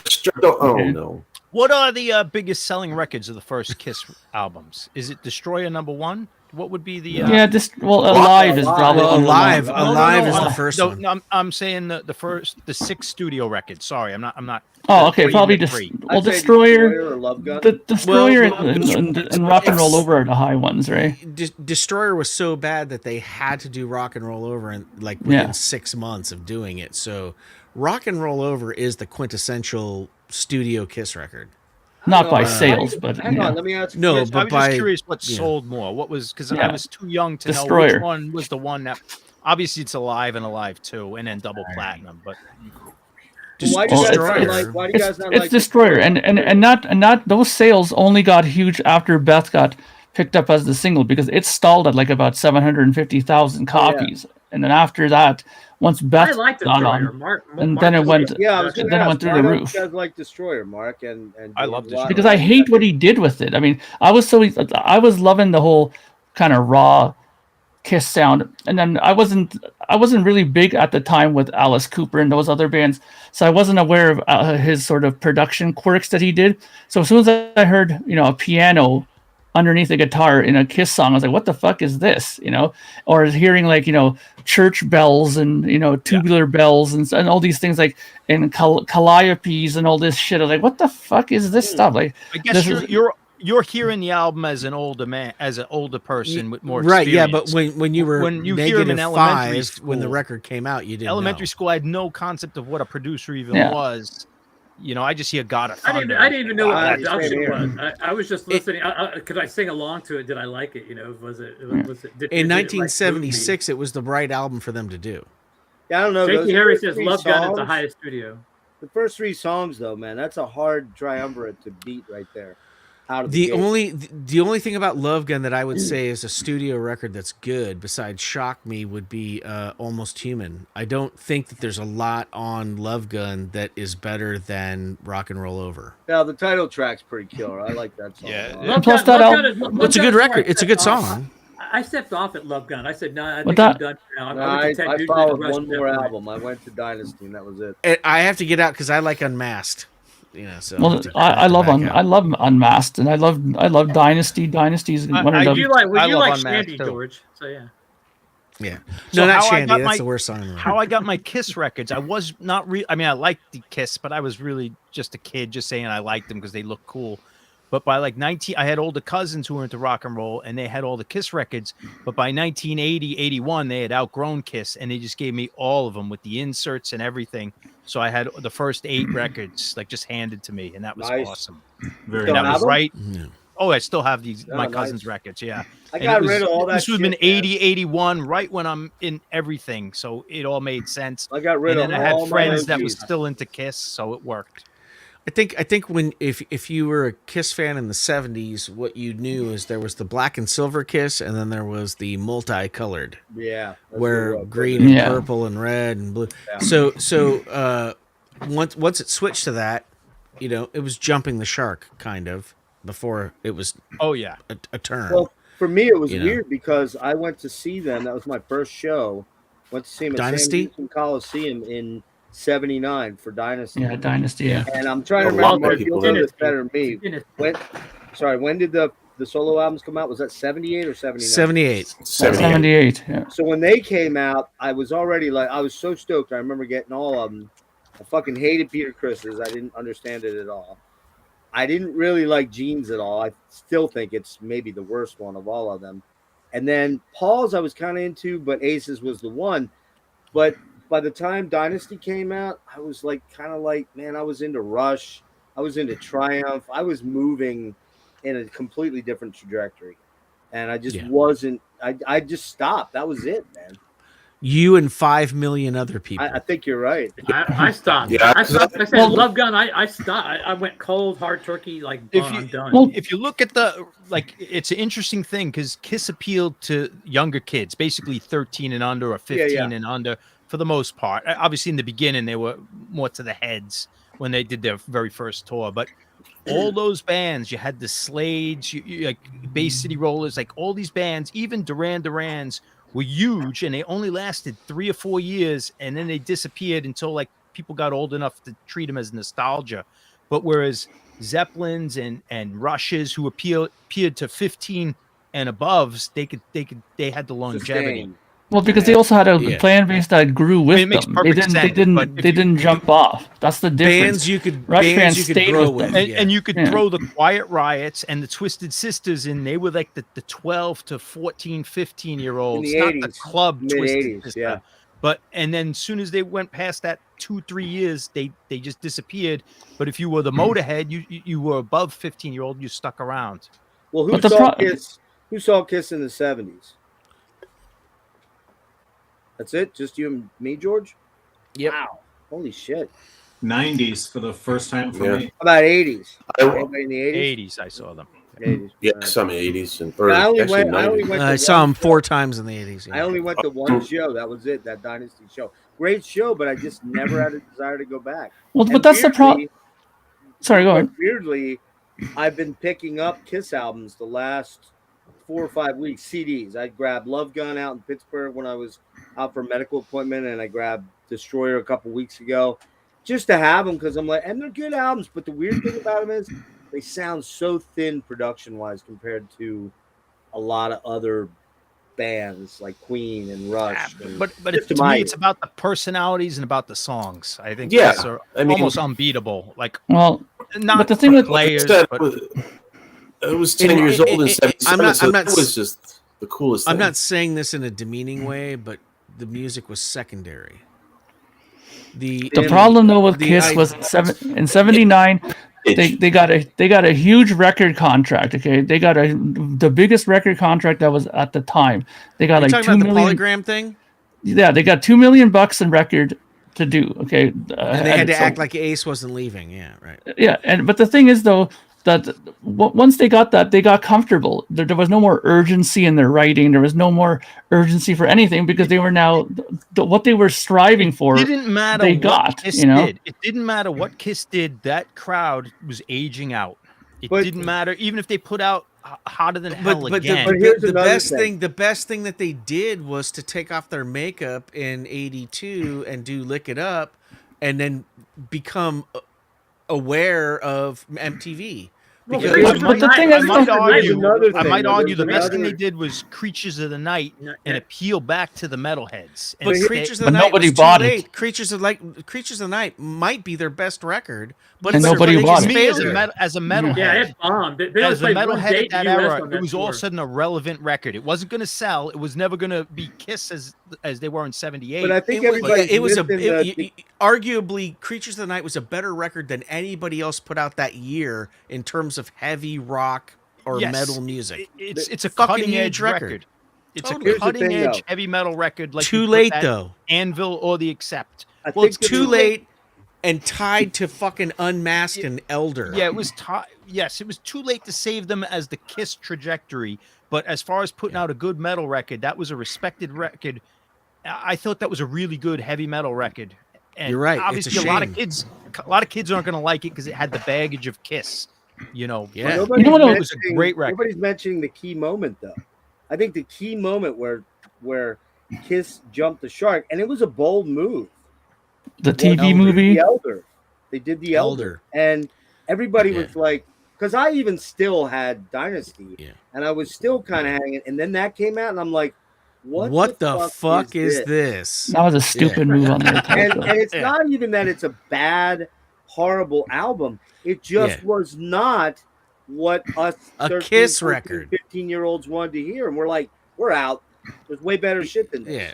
Done You know? with Well, that. You know, but you know what's funny though is that Kiss is one of these bands that we could talk about all these other bands like we talked about Rush and we talked about Led Zeppelin or whoever, but a lot of these bands had their audience grow, as they got older, they stuck with them. When they released records, they stayed with them. But Kiss always had this tendency of having people jump off, and then people would not come back to it until much later. Right, but Mark, it's because Kiss drove them fucking away. Like it's like when you're sitting there and you've already been defending Kiss for 3 years. Since '78, and then they put out fucking The Elder. That statement You're just like, I'm done. Like I can't even fucking defend these guys anymore. Well, I understand as a Kiss fan, but I know what he's trying to say, Swift-O-Matic. He's saying that right now they did a 2024 tour and they were selling out everything. So really, I absolutely love Kiss now, but I'm talking about when you're 13 and you're now discovering Kill 'Em All or whatever. Like Kiss were left behind. I mean, they look stupid. As the elder statesman here, I was there when Love Gun came out, when Rock and Roll Over came out. I was like, what was I, 15? Yeah, I dropped off. I aged out. I literally am the demographic of aged out of Kiss. My best friend later. My best friend Kurt saw them. He went to go see Blue Oyster Cult, and Kiss were opening. They didn't know who they were. And all the kids at that show saw Kiss, and it was the greatest thing they ever saw. And all went back and told everyone, and Kiss were massive. And they were older than you, Pat, probably. He was, but they ended. They just grew up out. They left them by the time After Alive. By After Alive, they were done to that era. I was young enough to have Alive 2, get Dynasty, watch my parents playing it, because they were into disco, and my parents were like, listening to I Was Made for Loving You and liking it, and I was like, what the fuck is happening? But that's funny. Then Peter Criss leaves and they put a fox in the band. And then you have to put up with the Unmasked. Now they're fucking skinny ties and acting like they're fucking the Knack.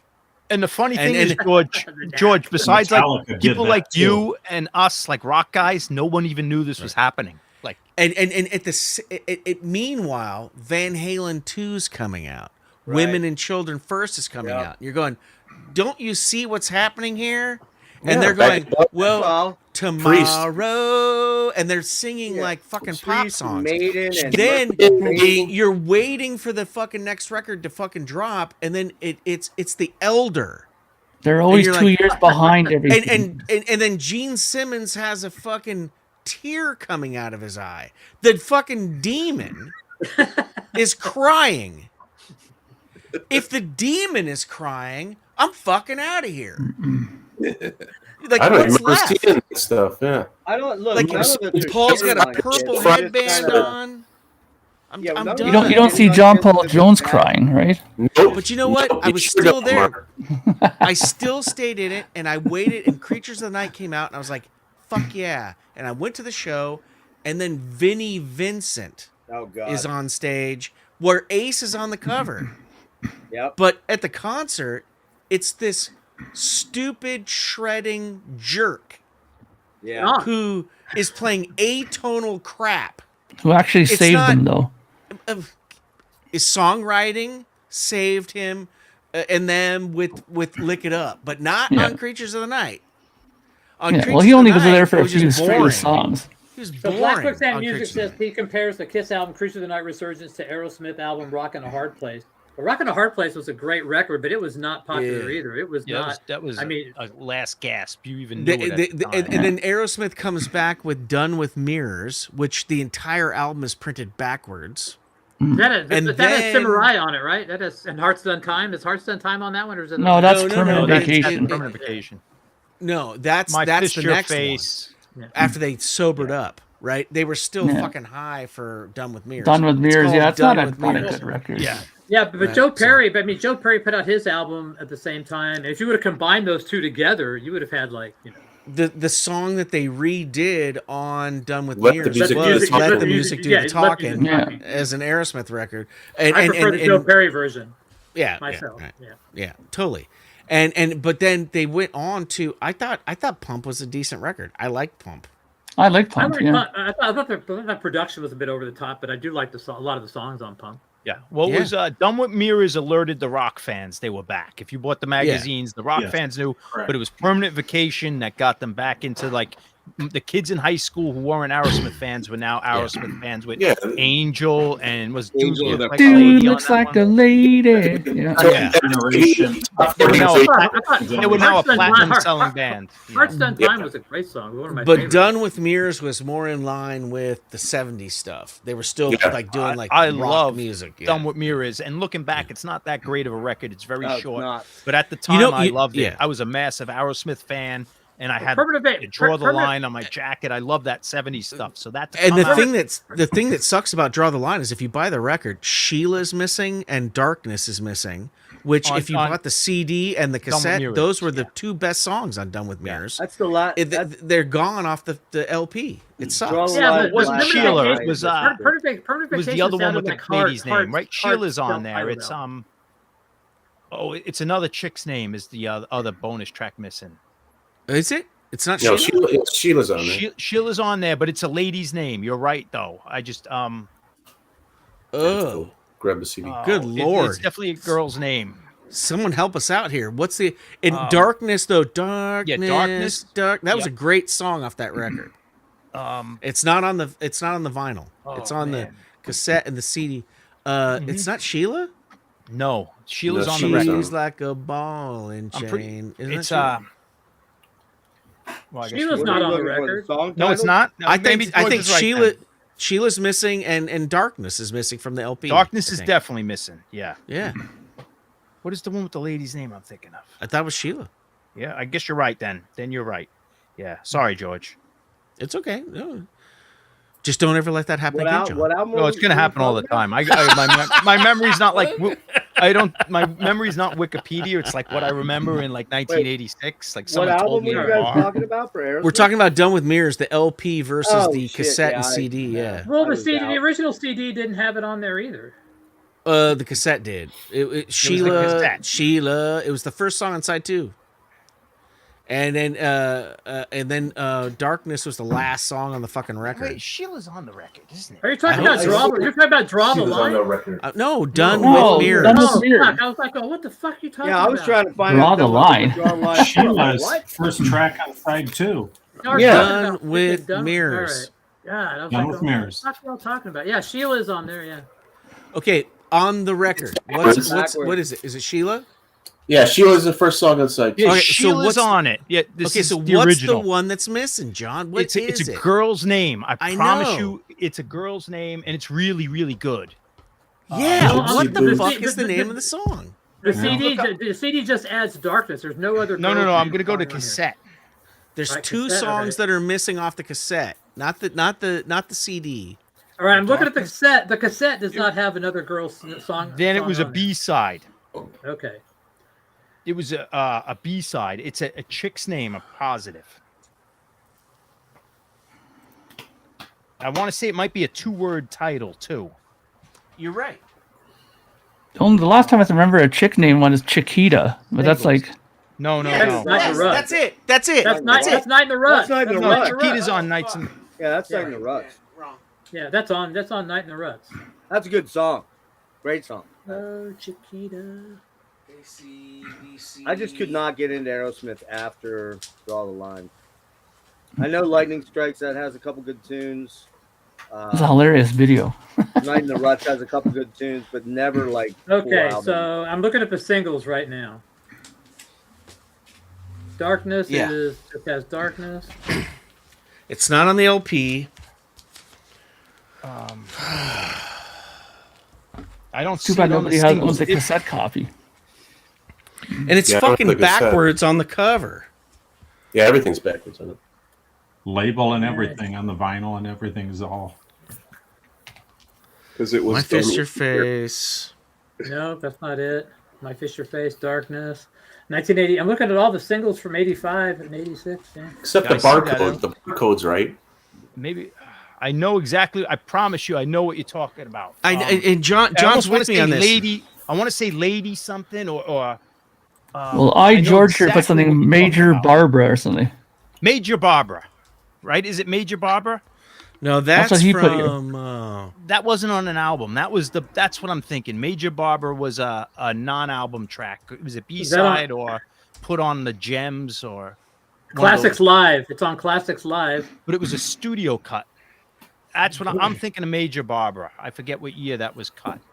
Was that for the Night in the Ruts? Then, if it wasn't, it's definitely pre-Permanent Vacation. I'm not sure. I just read it off the chat. Somebody mentioned. Yeah, I don't know that. Major song. Barbara is what I'm thinking. But Darkness was the bonus on the cassette. Actually, I have the cassette. Didn't Permanent Vacation have Sweet Emotion on it? No. Yeah. Okay. So Major That's a Barbara great was the album. Get Your Wings was the Get Your Wings outtake, and it's added on Classics Live as a studio. And track. maybe that's what I was thinking. There you go. But I got to read this backwards. But Darkness is on the cassette of Done with Mirrors. Oh, you got the cassette. Nice. It's also on the Pandora's Box. Yeah, Major Barbara was I was thinking, but maybe because it was released the same era as Done with Mirrors. I think when Done with Mirrors came out, those two classic lives or gems came out. Yeah, they probably came out then. Yeah. Now that we've confused That was everybody, Columbia releasing that stuff when they were on Geffen or whatever they were on. Yeah, I think that was like their completing the contract sort of releases. Yeah, but Major Barbara was the new song that wasn't on an album. I heard that same era. That's what I was thinking. Oh wait, All right, so we nailed Kiss. hold on, There's something Gypsy something or other. Hold on. Yeah, that's Okay. but that's not I only knew the first two songs and Gypsy I loved Boots. them. Is it on there? Oh, Hey, right Paul. there. The Reason a Dog. That's it. That's the Yeah, last that's song on on the this record, album. though. Yeah, that's Okay, on no, the that's on there. That's on there. Okay, all right, hold on. This My album's my only fist, like your face. Yeah, it's on there. That's on the that was the.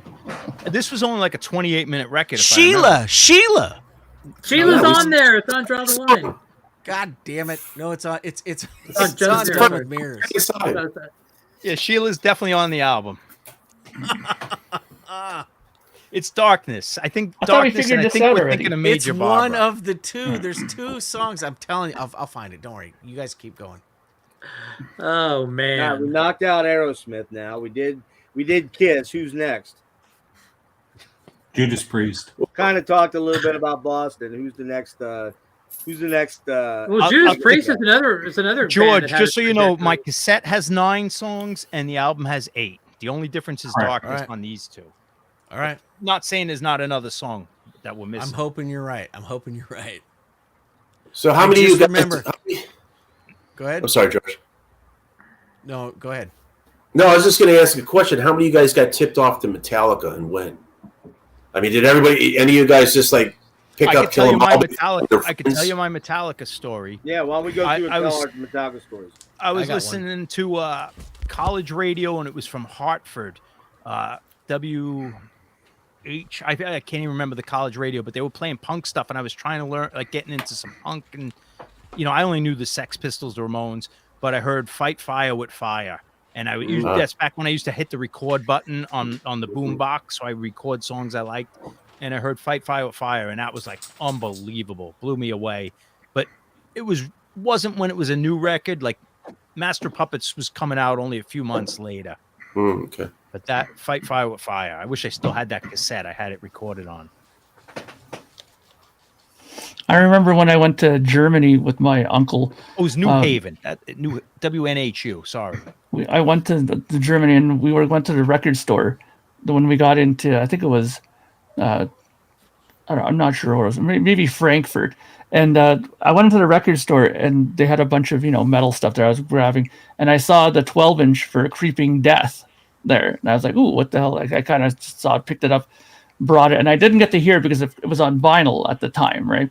And I didn't get to spin it until I got back home. But I remember the very first time I heard that, I was like really like taken aback by that, and I went out and grabbed Ride the Lightning afterwards, and that's where it kind of started for me. I didn't get Kill 'Em All until much later, because right after I remember getting Master of Puppets through Columbia House it was the pick of the month for some reason, and on cassette I got it, and I remember listening to that, and that just solidified everything, because that to me was my complete favorite Metallica album was Master of Puppets. I remember I bought an 88 MP1. I know Patrick loves that unit, having toured with it a lot.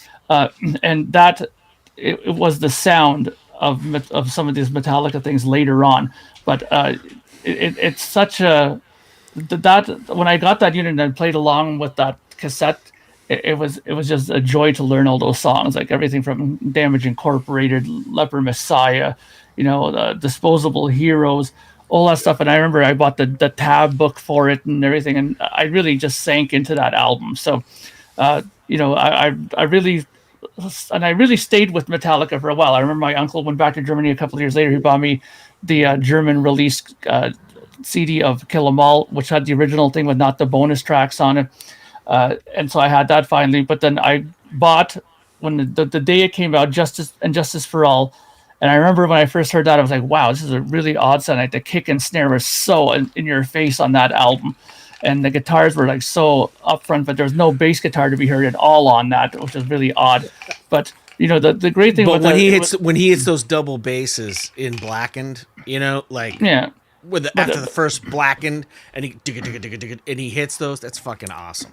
Yeah, but I mean, but the thing is that to me was kind of an interesting album because it was sort of their tip of the hat to a bit more progressive roots of theirs, because James and Lars are definitely heavily influenced by a lot of the older school progressive music. So, that was probably the only record that you were going to hear that, because then it got all scraped away for the Black Album, which I like, but the Metallica lost me on Load and Reload. Like that was where I was like, I like Load especially, I checked out.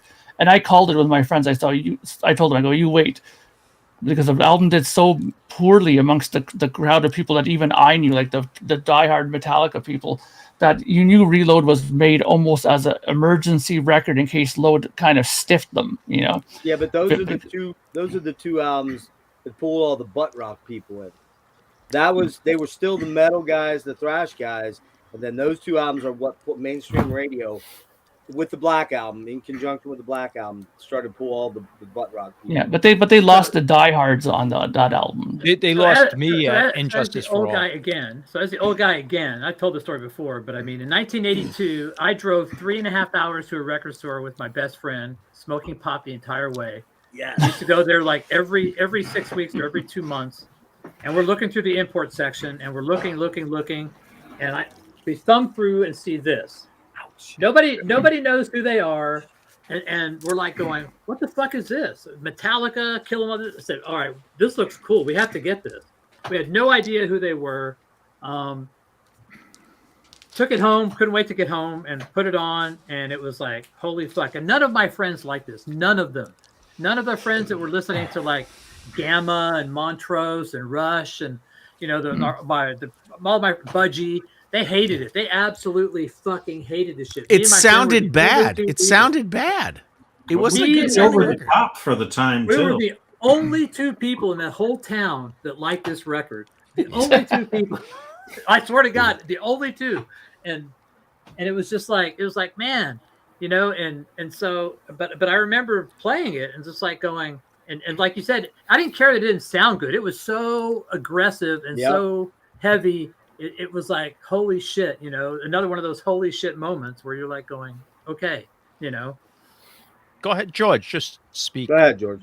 I'm just raising my hand because I just want. I know you're being polite. Don't be polite. So, we're not. Okay, so a friend of mine, a guy named Brett Sarachek, who became Brett Erickson, who played in the band Viking, a metal band, if you know metal. Yep. Yeah, I know that album. So he comes to pick me up because me and him were best friends. He was the guy I went to see Creatures of the Night tour with Motley Crue.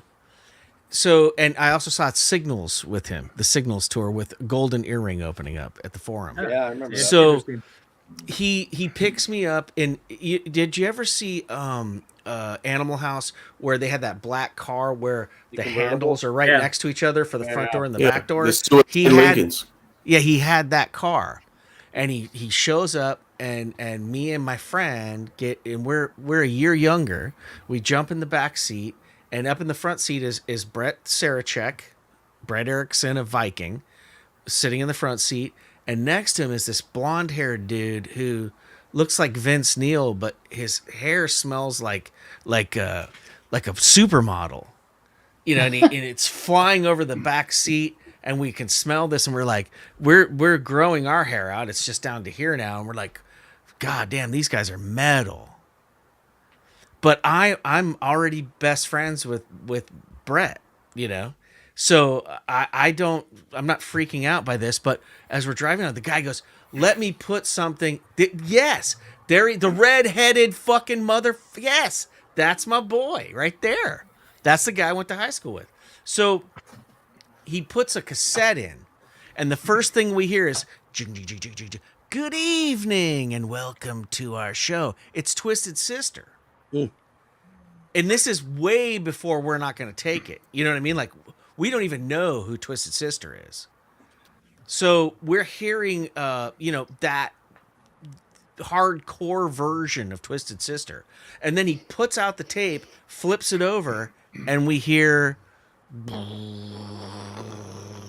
And it's hit the lights. And we're listening to Metallica. And now we'd heard the Metal Massacre version already, but it sounded weak compared to this. This is like a fucking onslaught, and the car's fucking vibrating.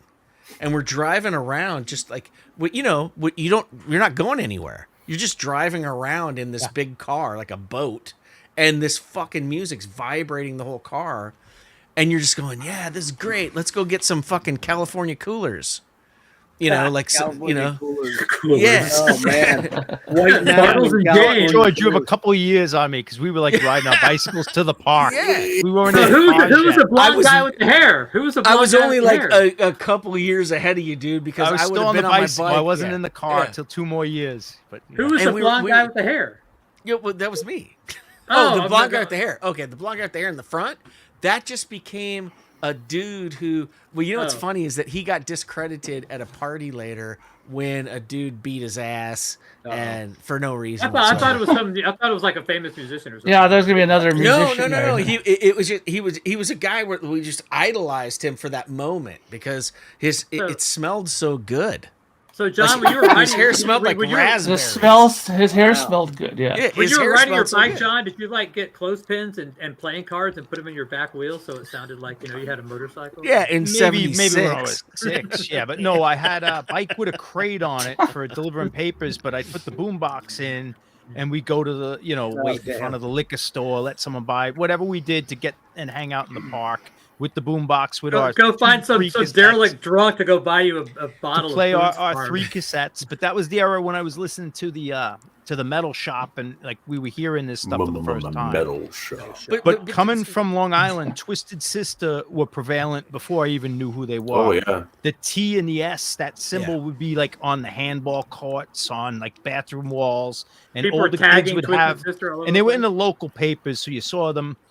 But An they would, like, underground kids would make- hardcore band that was they would not, make their we're not own gonna- yeah. T-shirts. Kids would make Yeah. their own like not kids. They were probably 19. They were the club goers. It was 18 plus to drink or whatever.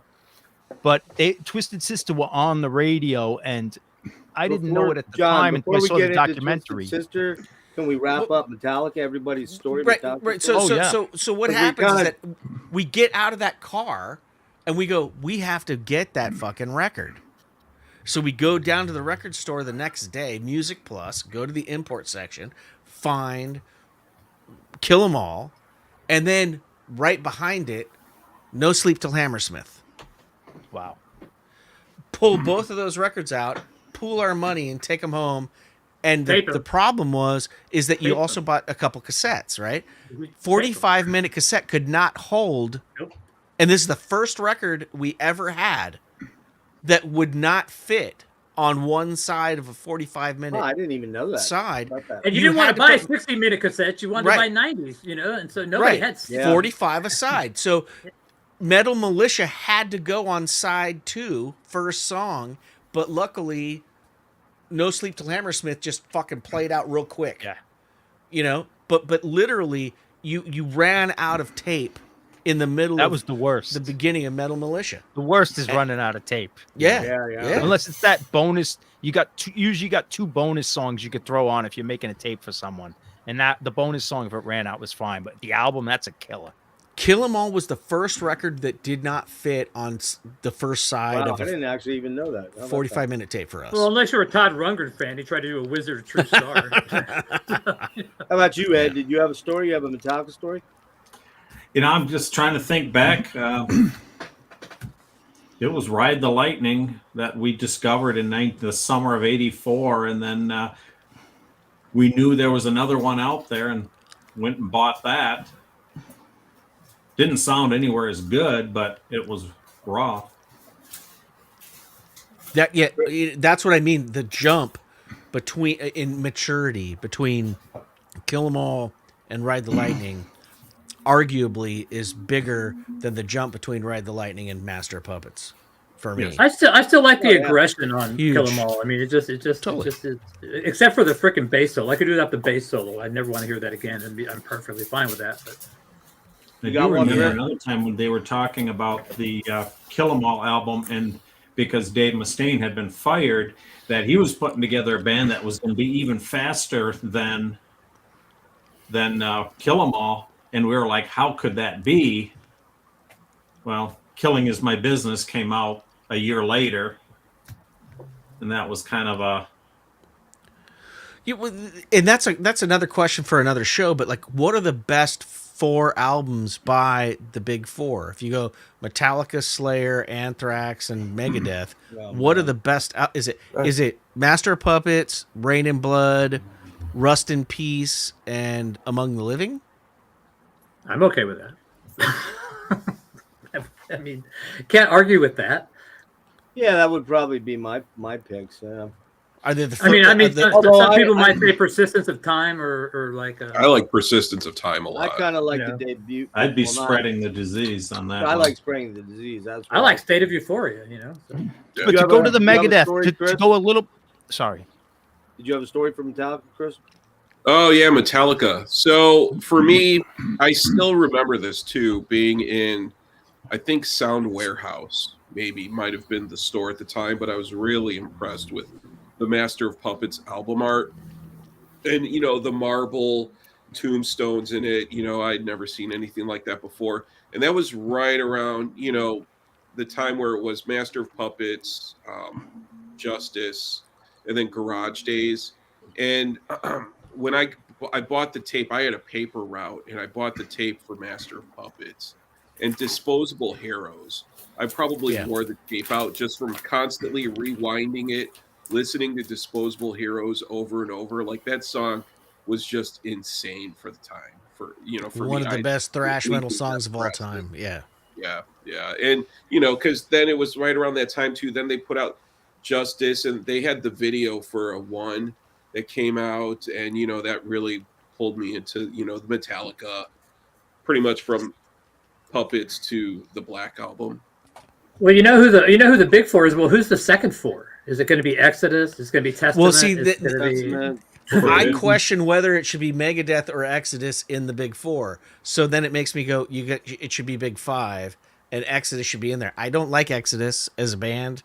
Like I did. Yeah, but Exodus was. But they belong there. In all honesty, they were kind of first. Yeah.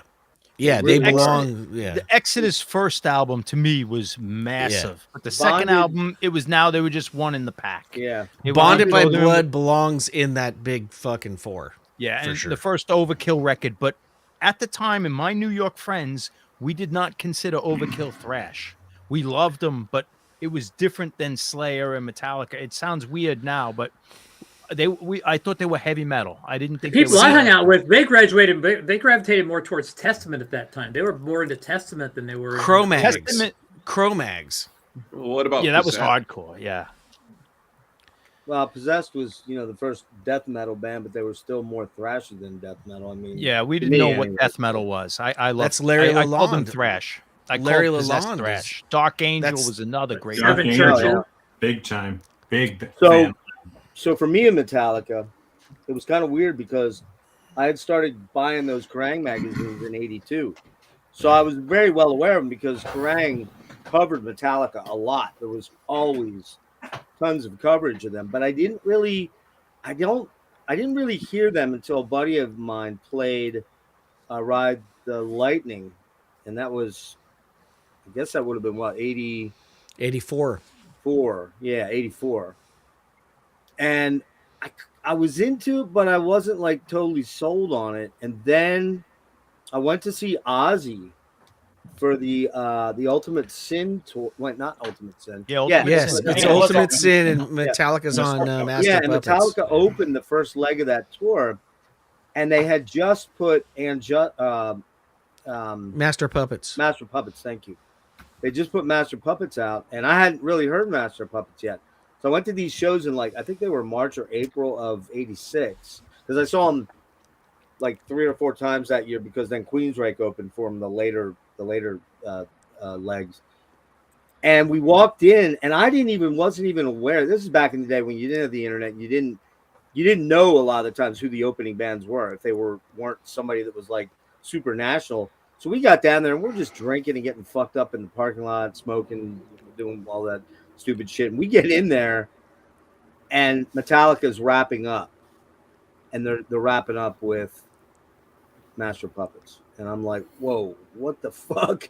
And I'm like, who the hell is this? And somebody's like, it was around, it's like, dude, it's Metallica. And I totally whiffed. But that, I think Fate's Warning's Awaken the Guardian came out in May of '86, and I went out and I grabbed that album and Master of Puppets the same day. And for hopefully you grabbed Queensryche too, because they were a good band too. Well, yeah, I did, but that was a little later. I think Queensryche came out in the summer or the early fall. But yeah, Rage, I love Rage for her. Yeah, and so like that was. I hate to say that I wasn't in on Metallica until Master in '86 had been out a couple of months, and that's when most people were not. You had to be really heavy metal, or you had to be like younger, like me, who were more thrash kids, were the younger kids, except the guys who were really at the bars and the underground. Because I was at the Ozzy show, 70% of that crowd had no idea who Metallica were until the next time they came around. Yeah, but I'm right in between you two guys then. Just say real quick, John. I was that metal dude in '85, '86. There's no doubt, and I knew about him, but I just you were a heavy metal guy. You weren't a thrash guy. Probably not yet. I probably wasn't in yet on that. Most of the guys who were 2 years older than me was still the Priest Maiden. Yeah, we were listening to Exodus and Slayer and Possessed and Venom. That was our bands, because we're 15 now. You nailed it. Yep. That was we love Venom because of the imagery and all this, but like. The Neil guy Turbin, just Anthrax, even the kids, too. the metalheads who were a year older than us, there were a few that were into thrash, but they had Priest on their jacket, but they didn't like this Metallica. They didn't like, Venom and stuff. That was too crazy for them. Until I liked it. I just hadn't yet immersed 87. myself in it. Yeah, I hadn't yet dipped my. Yeah. I had my fingers in it, but I didn't have go. Up. Yeah, and it's also location too. New York. San Francisco, LA, certain places, San Antonio and Cleveland are going to be more apt to it than other places. All right, you started this. Yeah, like I said, I'm right between John and Greg there. I came in with the Creeping Death. This is the first Metallica album I got.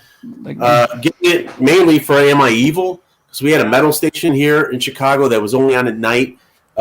WVBX, and they were playing that. I'm like, what is this, man? It was really heavy, the whole Creeping Death thing with the whole, Pharaoh story and everything. I got all into that. So I went out to it was a record store that had like imports and stuff like that. Yeah. So I picked this up. And then, Ride the Lightning. Okay, I had another buddy who went to another high school. He was playing that stuff on his little radio high school show that he had. And I go sit on that and got all into that. And then, the first time I saw him was open up for Ozzy. But we went there strictly to see Metallica. Ozzy was a nice bonus, but we were like, all right, this is the first time we're going to get to see him because I'm sure a lot of you guys seen that footage when they played here at the Metro in '83. It's on the Cliff Amal, tape and all that. And at that time, I was too young. I wasn't going into clubs like that in the city and stuff.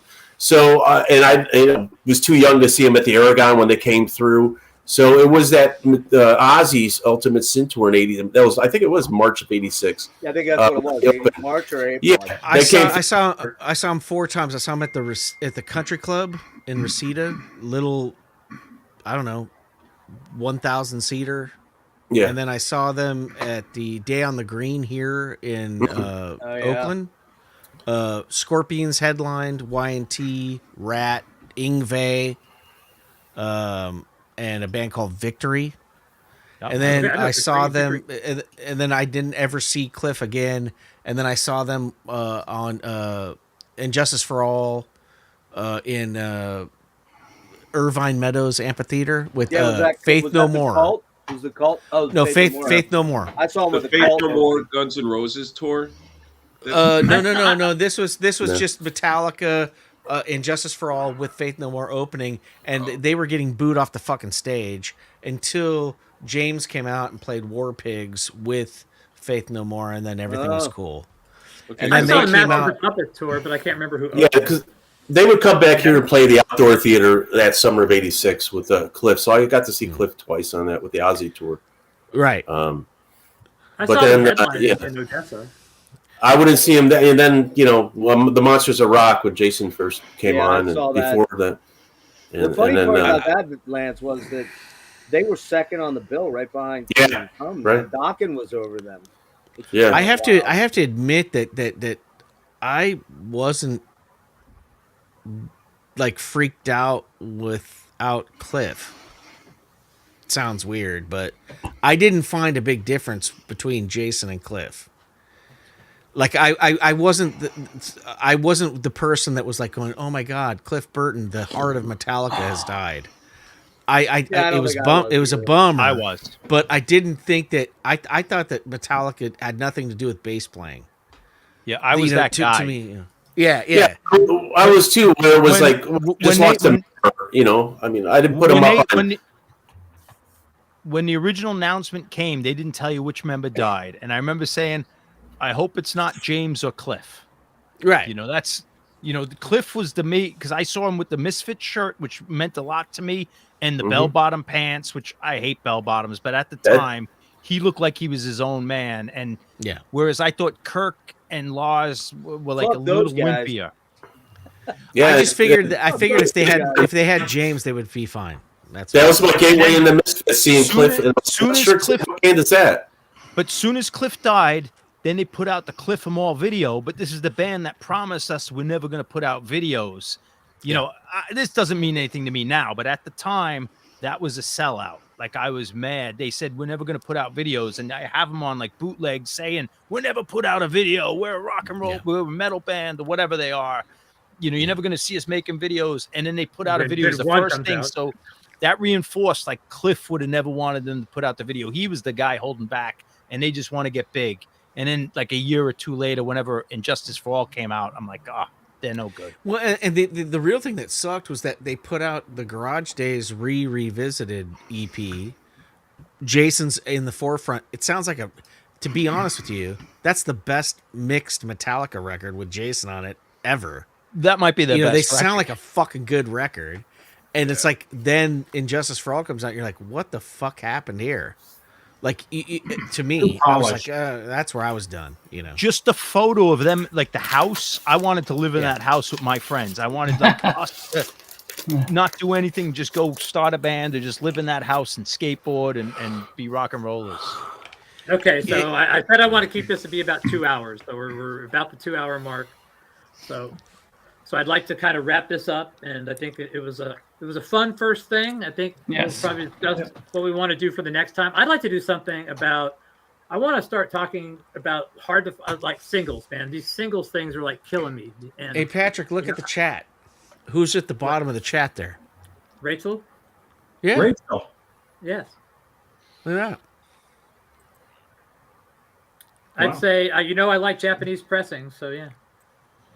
Very, very strange to see Rachel in the chat. Hello, Rachel. Hey, Rachel. You want me to kick her?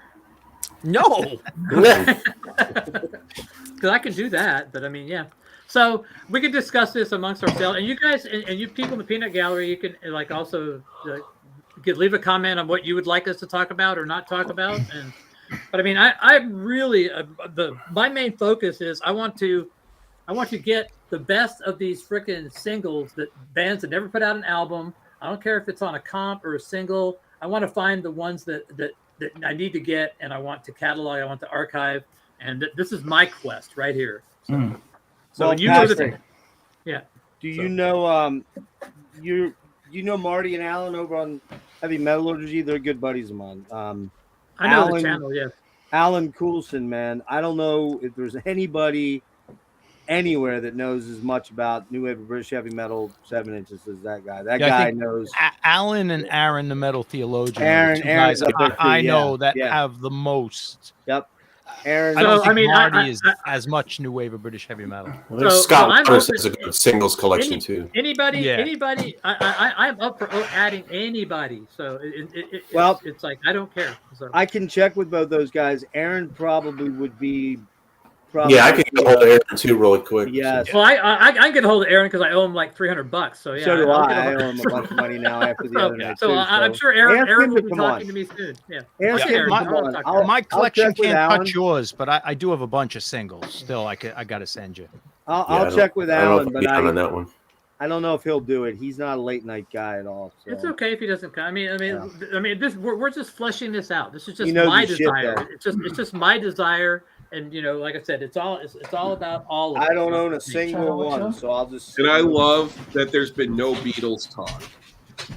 This is Yes, the there- Beatles-free until now. discussion. Well, we can talk about the Beatles. We can talk about Helter Skelter as being the first metal song if you want. I was gonna say, what Oh, metal songs no. did the Beatles do? Oh, I had to bring it up. You did. You did it, brought it not up. me. All right, people. Thanks, everyone. Thanks to everybody on the panel, everybody in the peanut gallery. Well, this is going to be a kind of a fluid thing. We'll just, we'll have a revolving door of people who, we have a group. I'll say, hey, you want to come? You don't want to come? You don't want to come? So, and let me know what you want us to talk about, or if you don't want us to talk about. So that's cool too. Thanks It's for all having about us, everybody. Patrick. Thanks for having us. And enjoyed thanks it. for having the show. Thank you. Can I will- pimp something? Can I pimp Yeah, go something ahead. real quick? Feel free. Thursday at 4:00 on Gas Mask and Hand Grenades. Son of a bitch. Brian Zimmerman from Atrophy is going to be on. It'd be best to remember what you're pimping. I know. I was about ready to go, fuck, I forgot his name. And then Friday, man, this is for you, Patrick. In fact, if you're available, maybe I'll bring you on. Frank fucking Marino is coming on. Oh my God! What time? Yeah. Rush. What time? 2 p.m. Oh Next week on Tuesday, Andrew Craighan from My Dying Bride is coming on at 2 p.m. I believe. And then I Friday, do celebrate Mr. Marino's entire catalog, but yeah. we'll talk about it. You get in touch with me. Friday next week, the 5th, I believe it is. Robert Lowe from Solitude Eternus. Rob Lowe from Austin Powers. Candlemass. Robert Lowe, not Rob Lowe from St. Elmo's Fire. No, not that Rob Lowe. So, there you go. Those are the things that are coming up. Candlemass last week. They're really good. Sex videos. I saw Candlemass last week. It sounded great. Did you go to Hell's Yeah, Heroes? I forgot about that show. I wanted Huh? to go. You were at Hell's Heroes? You just have No, to- they played here in Chicago, Reggie's last week. Oh shit! How was it? Yeah, That you was just great. have to It was watch great, yeah. If you watch Vance's, Great. if you watch Vance's Instagram, he's at a show every day. I I Oh, know. It's okay. like here's me in front of here. Here's me going I to just this was show. at Here's- Voivod and Prong on Sunday, man. I caught Yeah. the last date on the Voivod Prong. Man, Voivod, what? Oh god! Is it so Prong good. like the Rodney Dangerfield of like Jason metal? Newstead played You for know what? They were Voivod. good though. That's where Dude. he came I from. gotta admit, they were Perfect. fucking good. They didn't Tommy get any Victor, respect. great guy, super cool guy. So, Canadian band Voivod. Canadian Voivod. Yes, they were amazing. Canadian. Yes. Yeah, enough If- Canadians. if- All right. If you talk to Aaron, the metal theologian, he'll say Voivod. Like, So he'll the say next thing, Vod. you know what I want? I want Mark and George to collaborate and like actually write a theme song for this. So y'all can like come up with like a guitar based theme for this. You guys can break out that pedal board and like There you give go. us some sort of theme.